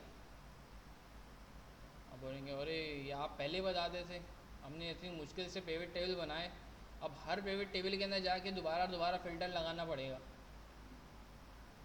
और उसके अंदर सेलेक्ट करना पड़ेगा कि ये सारी इन्फॉर्मेशन आपको चाहिए सिर्फ जनवरी के हिसाब से। मतलब ये कि ये जो पिवट टेबल आपने बनाया हुआ है इसके अंदर आप जो है डेट का फ़िल्टर ऐड करेंगे। अच्छा सॉरी, वो असल में आप इसके ऊपर डेट का फ़िल्टर ऐड करेंगे और यहाँ पर जो है आप वो जनवरी वाली सेल्स सेलेक्ट करेंगे तो आपको आ गया कि हाँ भाई जनवरी के अंदर सेंट्रल के अंदर इतनी सेल्स थी, नॉर्थ में इतनी थी, साउथ में इतनी थी। और ट्रांजैक्शन वाइज जनवरी के अंदर कार्ड के ज़रिए कितनी पेमेंट हुई है, ऑनलाइन कितनी हुई है, ये कौन बताएगा। तो आप बोलेंगे अब मैं हर दफ़ा हर जगह लगा लेता हूँ, ठीक है लगा देंगे आप एक दफ़ा। फिर मैं बिज़नेस क्वेश्चन चेंज कर दूंगा अपना एक और कि भाई सिर्फ जनवरी नहीं, एक काम करो जनवरी फरवरी दोनों बताओ। फरवरी के अंदर वैसे ही बहुत छुट्टियाँ आ गई थी और फरवरी के अंदर वैसे भी हमारी कंपनी कहीं ग्रो नहीं करता, तो जनवरी फरवरी की मैं जो एनालिसिस है वो कंबाइन लिखना चाहता हूँ। भाई एक दफ़ा बता दो यार, मैं बार बार थोड़ी चेंज करूँगा। आपने फिर जाएंगे फ़िल्टर चेंज करेंगे। फिर मैं कहूँगा अच्छा भाई मुझे एक काम करें भाई, रीजन वाइज नहीं बताएं मुझे, रीजन एंड सिटी वाइज दोनों बताएं। तो आपकी भी एक टॉलरेंस आएगी, आप बोलेंगे भाई सही से एक दफ़ा बताओ, तो वो ज़ाहिर है। लेकिन मैनेजमेंट लेवल के ऊपर उनका एक इशू है कि उनको बार बार हर तरह से डेटा को देखना है, हर तरह के फ़िल्टर्स लगा लगा के जज करना है, क्योंकि उनके दिमाग में बार बार क्वेश्चंस आ रहे हैं कि एक चीज़ का फ़ैसला उनको आगे लेना है। जब वो देख रहे हैं कि सेंट्रल रीजन के अंदर सबसे ज़्यादा सेल आ रही है, तो फ़ौरन उनका दिमाग क्लिक करेगा जब सेंट्रल के अंदर सबसे ज़्यादा सेल किस सिटी के अंदर आ रही है। ठीक है, फिर फ़ौरन सवाल अगला ये भी आएगा कि भाई अच्छा उस सिटी की कौन सी ब्रांच से आ रही है। तो वो उनका मैनेजमेंट का सवाल तो मज़ीद बढ़ता रहेगा। तो अब यहाँ पर आ जाती है एक्सेल की लिमिटेशन। एक्सेल की लिमिटेशन दो तरह से, एक तो ये लिमिटेशन कि आपने ग्राफ जो बनाया वो भी स्टक हुआ है, एक ही फॉर्म में बना हुआ है, वो भी बार बार चेंज नहीं हो रहा और उसके अंदर कोई ख़ास जो है चीज़ें नहीं बन पा रही। और जो वैल्यूज़ आपने दिखाई हैं वो सिर्फ वैल्यू की फॉर्म में ही है, वो भी कोई ग्राफिकल रिप्रेजेंटेशन उसकी नहीं हुई थी। आप इसके बाद ग्राफ तो बना सकते हैं, लेकिन वो सिर्फ वो स्टैटिक ग्राफ रहेंगे, वो डायनेमिक ग्राफ नहीं होंगे। जब तक आप उसके पीछे का डेटा चेंज नहीं करेंगे, आपका वो ग्राफ की वैल्यू अपडेट नहीं होगी। लेकिन जब आप कन्वर्ट करेंगे अपने आप को आगे की क्लासेस में पावर बीआई के अंदर, तो आप ये देखेंगे कि वहाँ पर आप रन टाइम पे जैसे ही एक फ़िल्टर लगाते हैं, आपका पूरा डैशबोर्ड उसके हिसाब से कन्वर्ट हो जाएगा। आप बोलेंगे कि मुझे पेमेंट मोड सिर्फ ऑनलाइन का देखना है, तो पेमेंट मोड ऑनलाइन के हिसाब से पूरा ग्राफ, पूरा आपका डैशबोर्ड जो आपने बनाया है सारे ग्राफ अपडेट हो जाएंगे कि रीजन वाइज ऑनलाइन पेमेंट के कितने सेल्स हैं और ऑनलाइन पेमेंट के हिसाब से सेल रिप्रेजेंटेटिव की कितनी अमाउंट बनती है, ऑनलाइन पेमेंट के हिसाब से टॉप 5 प्रोडक्ट कौन सी हैं। कहते हैं ऑनलाइन लोग अलग तरह के प्रोडक्ट परचेज़ करते होंगे, ऑन साइट लोग अलग, और कैश पेमेंट के थ्रू अलग जाके लोग परचेज़ करते होंगे। हर तरह का से बिज़नेस अलग अलग तरह से ग्रो कर रहा होता है। तो ये आपकी कुछ लिमिटेशन है एक्सेल की। तो यहाँ से फिर आपका फिर बीआई की जर्नी फिर स्टार्ट होती है। तो सिंपल ग्राफ आप यहाँ से बना सकते हैं। ठीक है, आपके पास यहाँ मल्टीपल ग्राफ हैं, बार ग्राफ हैं, पाई चार्ट ग्राफ हैं, ठीक है, लाइन ग्राफ हैं, और जो है हिस्टोग्राम और डिफरेंट चार्ट्स हैं। ये सारे चार्ट्स मैं अभी आप लोगों को यहाँ पे बहुत ज़्यादा नहीं बनवाऊँगा, क्योंकि यही सेम सारे चार्ट्स आप पावर बीआई के अंदर भी बना रहे होंगे। बल्कि यहाँ तो सिंपल आप चार्ट ही बनाएंगे ना, आपने ये चार्ट बना दिया, अब इसके ऊपर आप कुछ कर लेंगे नहीं। वहाँ जो हम चार्ट बनाएंगे, क्योंकि वो इंटरेक्टिव चार्ट होंगे, उनके अंदर हमें बहुत सारी वर्किंग भी अलग से करनी होगी, तो हम उन चार्ट्स के साथ अलग से अलग मज़ीद भी चीज़ें ऐड ऑन करेंगे। सही, और फिर उसी टाइम पर हम फिर उनके चार्ट्स की सीख लेंगे वो चार्ट्स में क्या क्या करना होता है और हर चार्ट का क्या मकसद होता है। बार चार्ट कब यूज़ करते हैं और पाई चार्ट कब यूज़ करते हैं और लाइन चार्ट कब यूज़ करते हैं। हर चार्ट की अपनी एक वैल्यू है, हर चार्ट की अपनी एक लिमिटेशन है और हर चार्ट को यूज़ करने का एक पर्पज़ है। ठीक है, तो फ़िलहाल जो है पावर बीआई के अंदर जब हम जाएंगे तो हम ये वाले पार्ट को हम मज़ीद यहाँ से कंटिन्यू करेंगे। अभी हमें क्या करना है,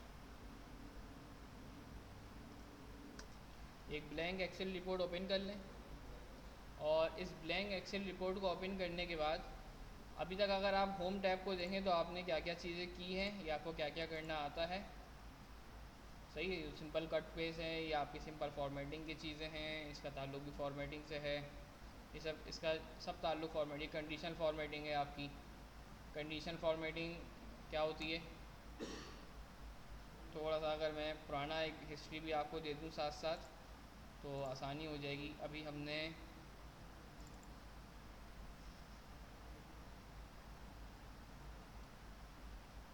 डिफरेंट सिनेरियोज़, डिफरेंट वर्किंग की है, यहाँ पर पिवट्स बनाए हैं। ठीक है, तो अगर मैं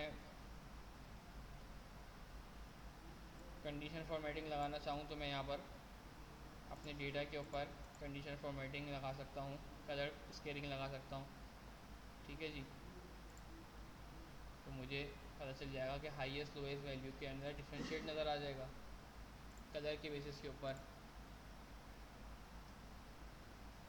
नहीं तो मैं यहाँ पर डेटा बार्स के ज़रिए भी कर सकता हूँ, तो मुझे डेटा बार्स के ज़रिए भी अपने डेटा के अंदर एक बेसिक सी फॉर्मेटिंग होना शुरू हो जाएगी। सही, अगर आप इसको सॉर्ट कर लेंगे मज़ीद तो आपको नज़र आएगा कि आप हाईएस्ट टू लोएस्ट वैल्यूज़ आप इजीली डिस्टिंग्विश बाय नंबर्स भी कर सकते हैं और नंबर के पीछे जो डेटा बार्स आ रहे होंगे उसके पर भी कर सकते हैं। और क्या कंडीशन फॉर्मेटिंग कर सकते हैं आप जो है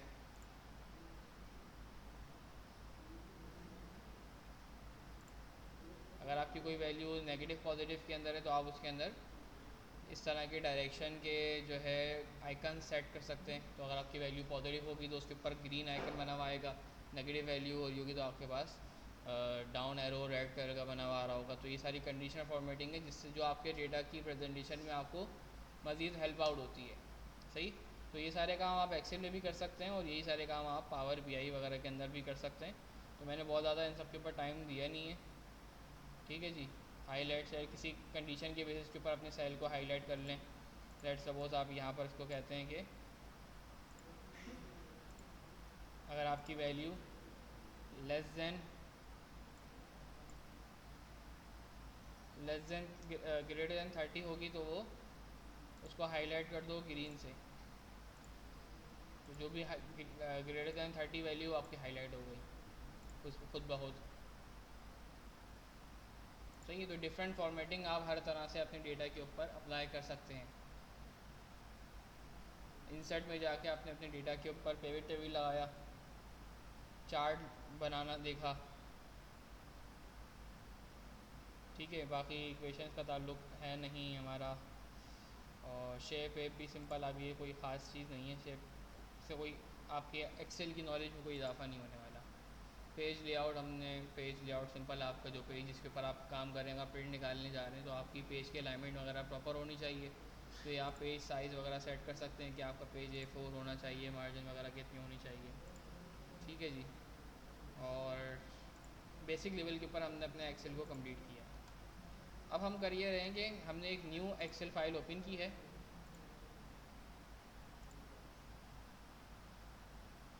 और हम अब तक हमने क्या किया था, अब तक डेटा हमें मिला हुआ था।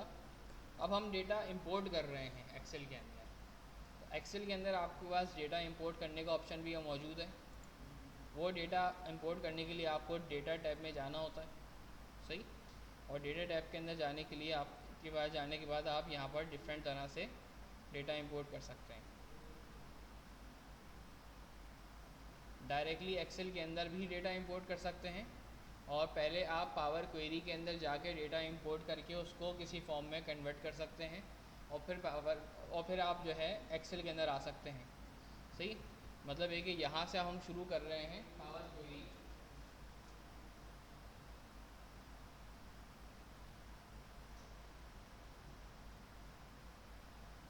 पावर क्वेरी जो है वो माइक्रोसॉफ्ट का एक टूल है।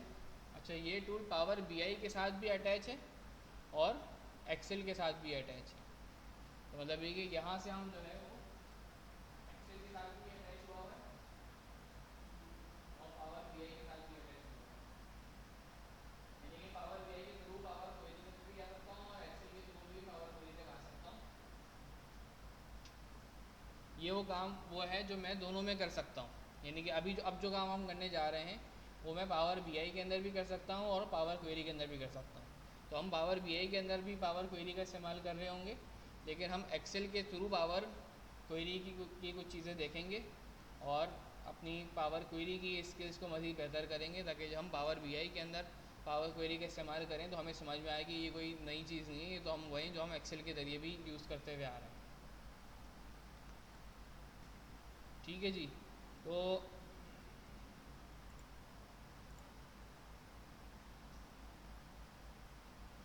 डेटा में आने के बाद हमारे पास यहाँ पे ऑप्शन मौजूद है न्यू क्वेरी का।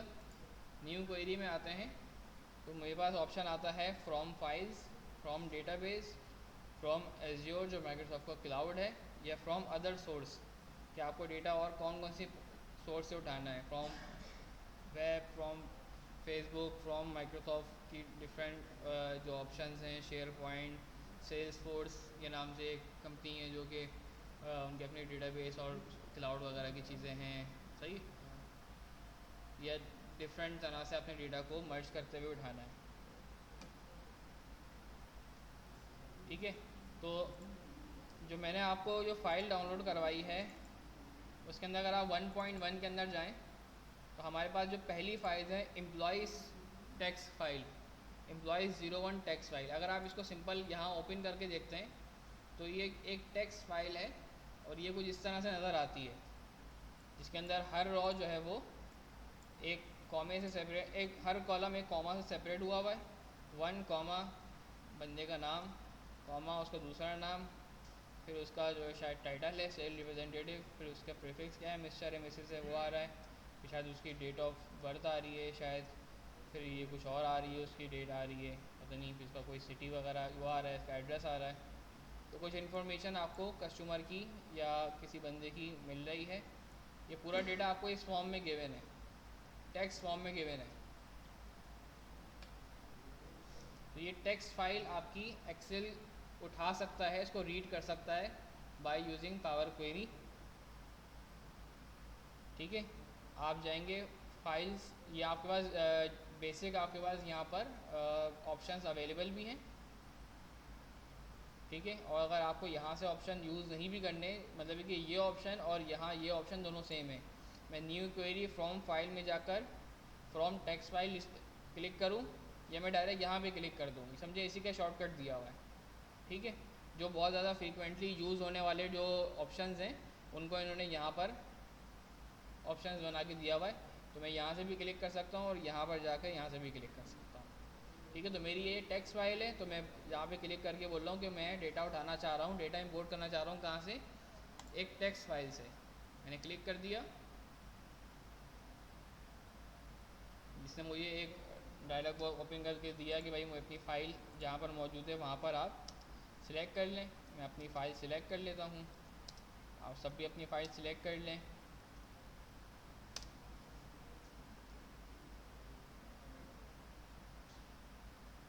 ठीक है, ये कनेक्शन बना रहा है, एक्सेल कनेक्शन बना रहा है किसके साथ, उस टेक्स्ट फाइल के साथ।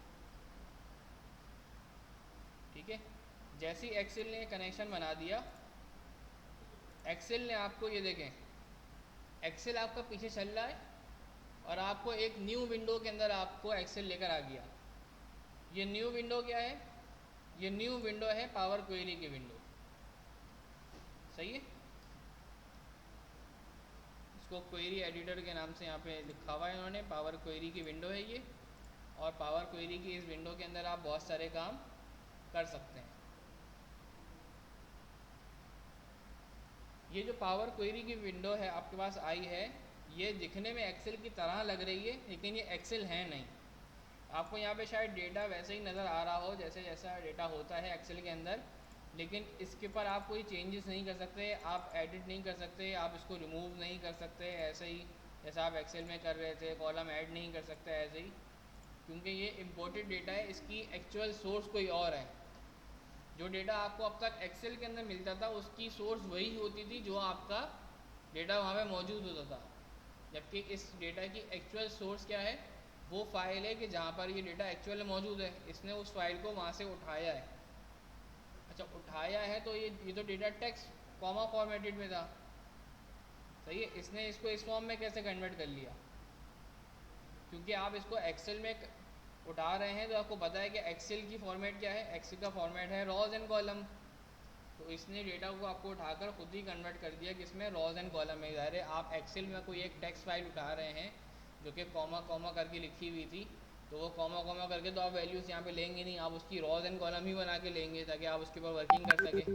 तो एक्सेल, क्योंकि एक्सेल के थ्रू आप पावर क्वेरी के ऊपर अप्रोच करके इस डेटा को इंपोर्ट कर रहे हैं, तो इसने ऑटोमेटिकली आपके केस को आपके मुताबिक बनाकर आपके डेटा को उसी फॉर्म में कन्वर्ट करके दे दिया जिस फॉर्म में आपको चाहिए था। ठीक है, अभी मैं बहुत ज़्यादा इसकी तरफ आ नहीं रहा कि कैसे किया, ये हम समझेंगे साथ साथ।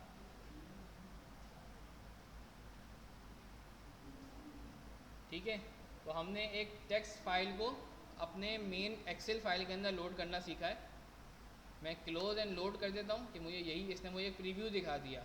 सही है, अगर इस प्रीव्यू के अंदर मुझे कोई मसला होता तो मैं इसके अंदर फर्दर कोई स्टेप्स अप्लाई कर लेता, अभी मुझे इसमें कोई मसला नहीं था तो मैंने इसको एज इट इज़ अपने पास लोड कर लिया। आप ये देखें तो आपके पास पूरा का पूरा डेटा जो वहाँ पर टेक्स्ट फॉर्मेट में मौजूद था वो यहाँ पर आ गया है। नहीं हो रहा, डेटा को पावर क्वेरी के थ्रू यहाँ पे लोड किया है। दोबारा आ जाते हैं डेटा में और जो है शीट 1 पे आ जाएं दोबारा, और एक और दफ़ा हम पावर क्वेरी का इस्तेमाल करते हैं और इस मरतबा जो है हम दूसरी फ़ाइल जो है इसको लोड करते हैं। अच्छा, सेकंड फ़ाइल जो है वो एक CSV फ़ाइल है। अगर मैं आपसे कहता हूँ कि इस फाइल को एज इट इज़ खोल के देखें, क्योंकि इसके ऊपर एक एक्सेल का आइकन बना हुआ आ रहा है, इसके ऊपर एक एक्सेल का आइकन बना हुआ आ रहा है, इसको ज़रा ओपन करके देखते हैं ये क्या है ये। तो अगर आप इसको ओपन कर लेते हैं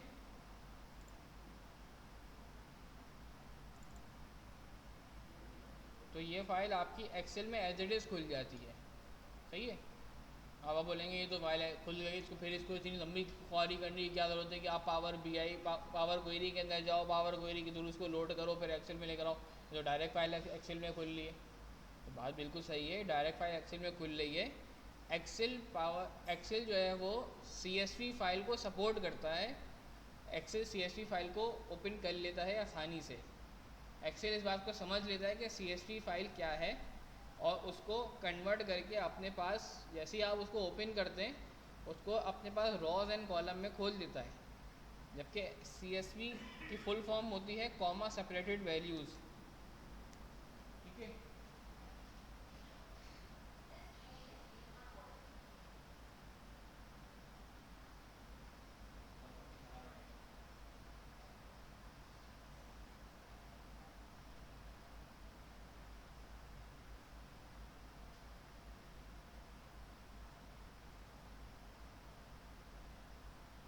मतलब क्या, मतलब ये कि आपका डेटा का हर एक डेटा की हर एक वैल्यू दूसरी वैल्यू से किस बेस पे सेपरेट हुई हुई होगी, वो कॉमे की बेस पे सेपरेट हुई हुई होगी। मतलब ये कि ये फ़ाइल भी बिल्कुल टेक्स्ट फाइल की तरह होती है। और अगर इस फाइल को मैं एक्चुअल में आपको खोल के दिखाऊं, तो एक्चुअल मैंने इस फाइल को एक नोटपैड में खोल रहा हूँ, तो आपको नज़र आएगा कि ये फ़ाइल कुछ इस तरह से दिखती है। सही है। ये भी एक टेक्स्ट फाइल है कि जिसके अंदर date comma product ID comma quantity comma profit, फिर date comma product number ID comma उसकी क्वांटिटी, उसकी प्रॉफिट कितना हुआ, फिर दूसरी डेट अगली लाइन में आ गए, दूसरी डेट उसकी प्रोडक्ट उसकी क्वांटिटी फिर उसका प्रॉफिट, फिर अगली लाइन में आ गए तीसरी। हर वैल्यू दूसरी वैल्यू से कॉमे की बेस पे सेपरेट हुई हुई होती है। आपकी जो पहली फाइल थी टेक्स्ट फाइल वो भी ऐसे ही थी, हर हर वैल्यू टेक्स्ट की बेसिस पे सेपरेट हुई हुई थी, और ये भी ऐसा ही है।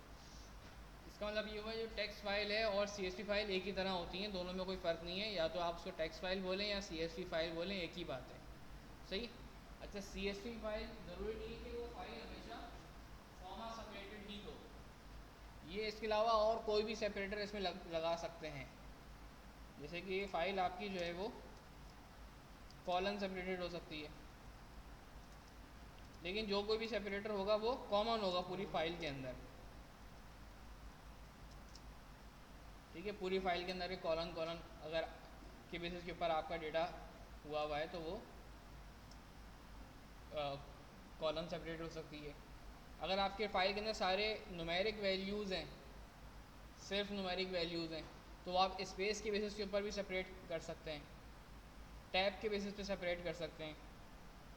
ठीक है। ये आपने टैब के बेसिस पे सेपरेट कर दिया, ये स्पेस के बेसिस पे सेपरेट कर किया हुआ है, या आपने स्लैश के बेसिस पे सेपरेट कर दिया।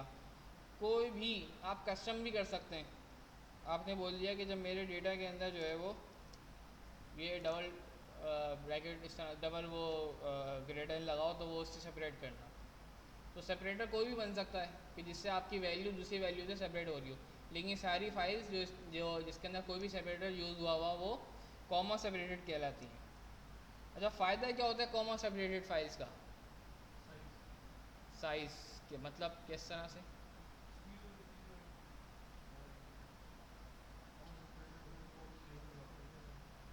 सही।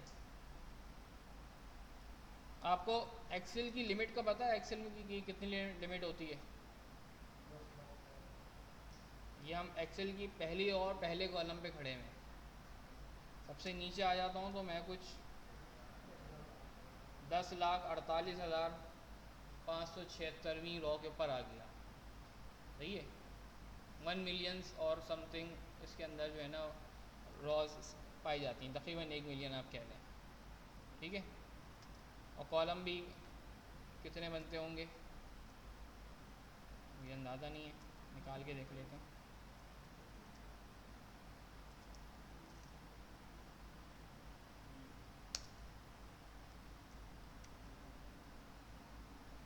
सोलह हज़ार 384 इतने कॉलम हैं। अगर आपका डेटा इस लिमिट से बाहर जाएगा तो क्या होगा, एक्सेल की लिमिट ब्रीच हो जाएगी। लेकिन आपका डेटा इससे बड़ा तो हो सकता है, बहुत कॉमन है। किसी भी बैंक का डेटा उठा के देख लें, इससे बड़ा ही होगा। ब्रांच का डेटा इससे बड़ा होगा। एटीएम डेली एटीएम ट्रांजैक्शन का डेटा इससे बड़ा होगा। दराज, अमेज़ॉन, इतने बड़े बड़े नाम हैं, सबका एक एक दिन का डेटा इतना इससे ज़्यादा होगा।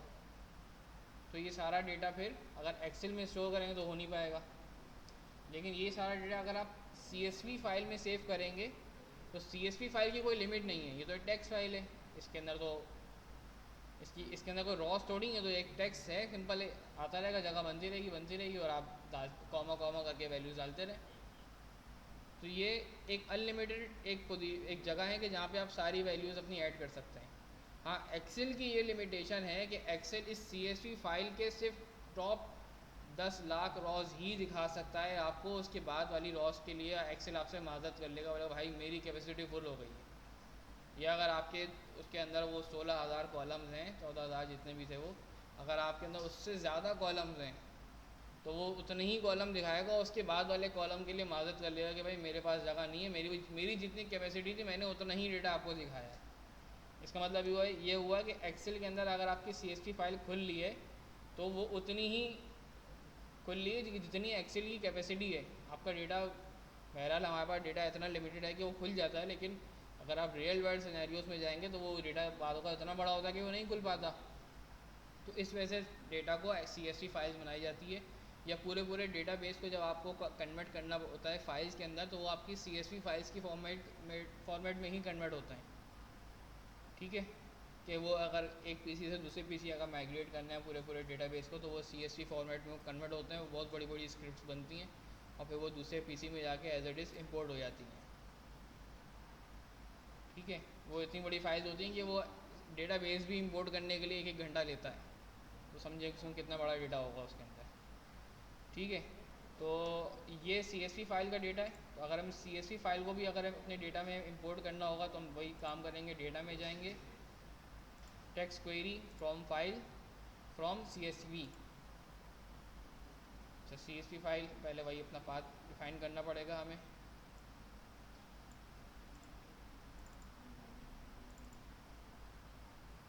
ये CSV फाइल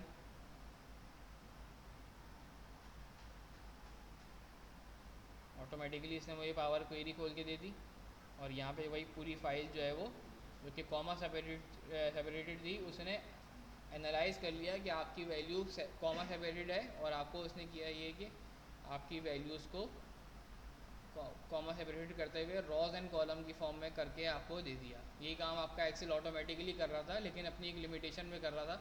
यहाँ पर भी आपके पास वो पावर क्वेरी के थ्रू ये काम हो गया। आप सिंपल इसको लोड कर लेंगे और आपकी फ़ाइल यहाँ पर वो डेटा लोड हो जाएगा। ठीक है, यूज़ केस हम इसका बाद में देखेंगे कि हम इसको और मज़ीद कैसे यूज़ कर सकते हैं।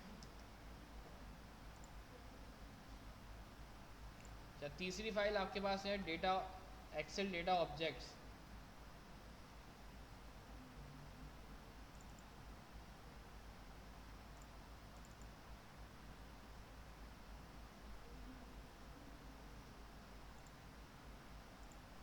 इस फाइल के ऊपर हम अगली क्लास में काम करेंगे, इसमें थोड़ी सी डिस्कशन ज़्यादा है, इसको छोड़ देते हैं,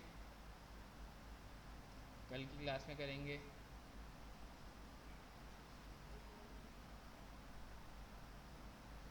अच्छा जी, इस तरफ आ जाते हैं, वेब लिंक्स पे आ जाते हैं।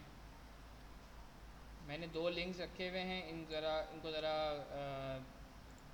जाके अगर आप पेस्ट करें ब्राउज़र में, तो एक विकीपीडिया का लिंक है डेमोग्राफिक ऑफ पाकिस्तान का। ये आपके पास पाकिस्तान की डेमोग्राफिक्स आ गए हैं। सही है, इसमें डिफरेंट टेबल्स आपको मिलेंगे। ये एक पॉपुलेशन वाइज टेबल मिलेगा, फिर आप आएंगे नीचे डिफरेंट आपको टेबल्स मिलेंगे।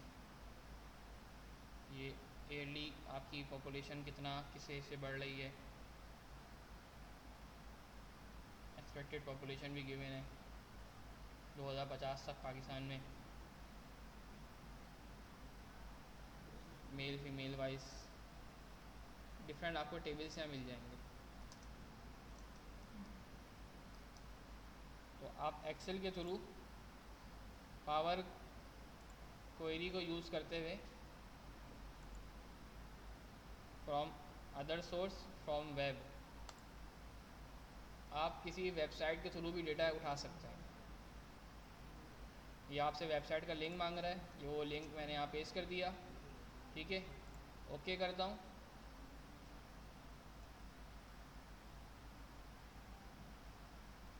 ठीक है जी, तो भाई मैंने ये लिंक दिया है, इससे कनेक्ट कर दो भाई।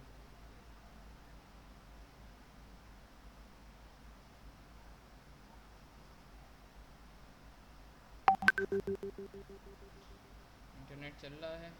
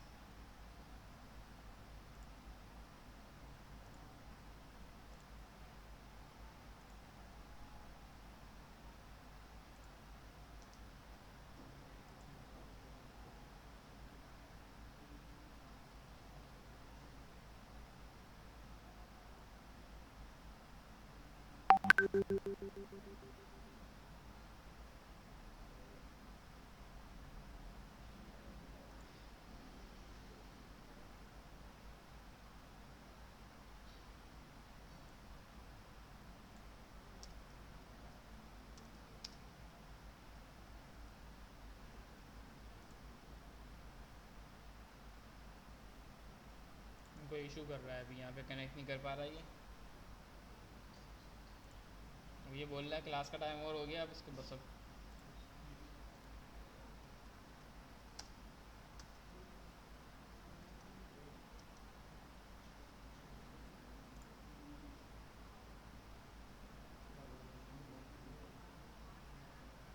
ठीक है। इसको हम इसको रोकते हैं यहाँ पर, और अगली क्लास में जो है यहीं से कंटिन्यू करेंगे, ताकि आप सबके पास सेम चीज़ें इंस्टॉल हों और पावर बीआई का लेटेस्ट, पावर क्वेरी का आपके पास लेटेस्ट वर्जन हो। और नेक्स्ट क्लास में आप अपने पास पावर बीआई भी इंस्टॉल कर लिएगा, क्योंकि ये काम हम पावर बीआई के थ्रू भी जाके कर रहे होंगे। तो नेक्स्ट क्लास में आपके पास चीज़ें रेडी हों।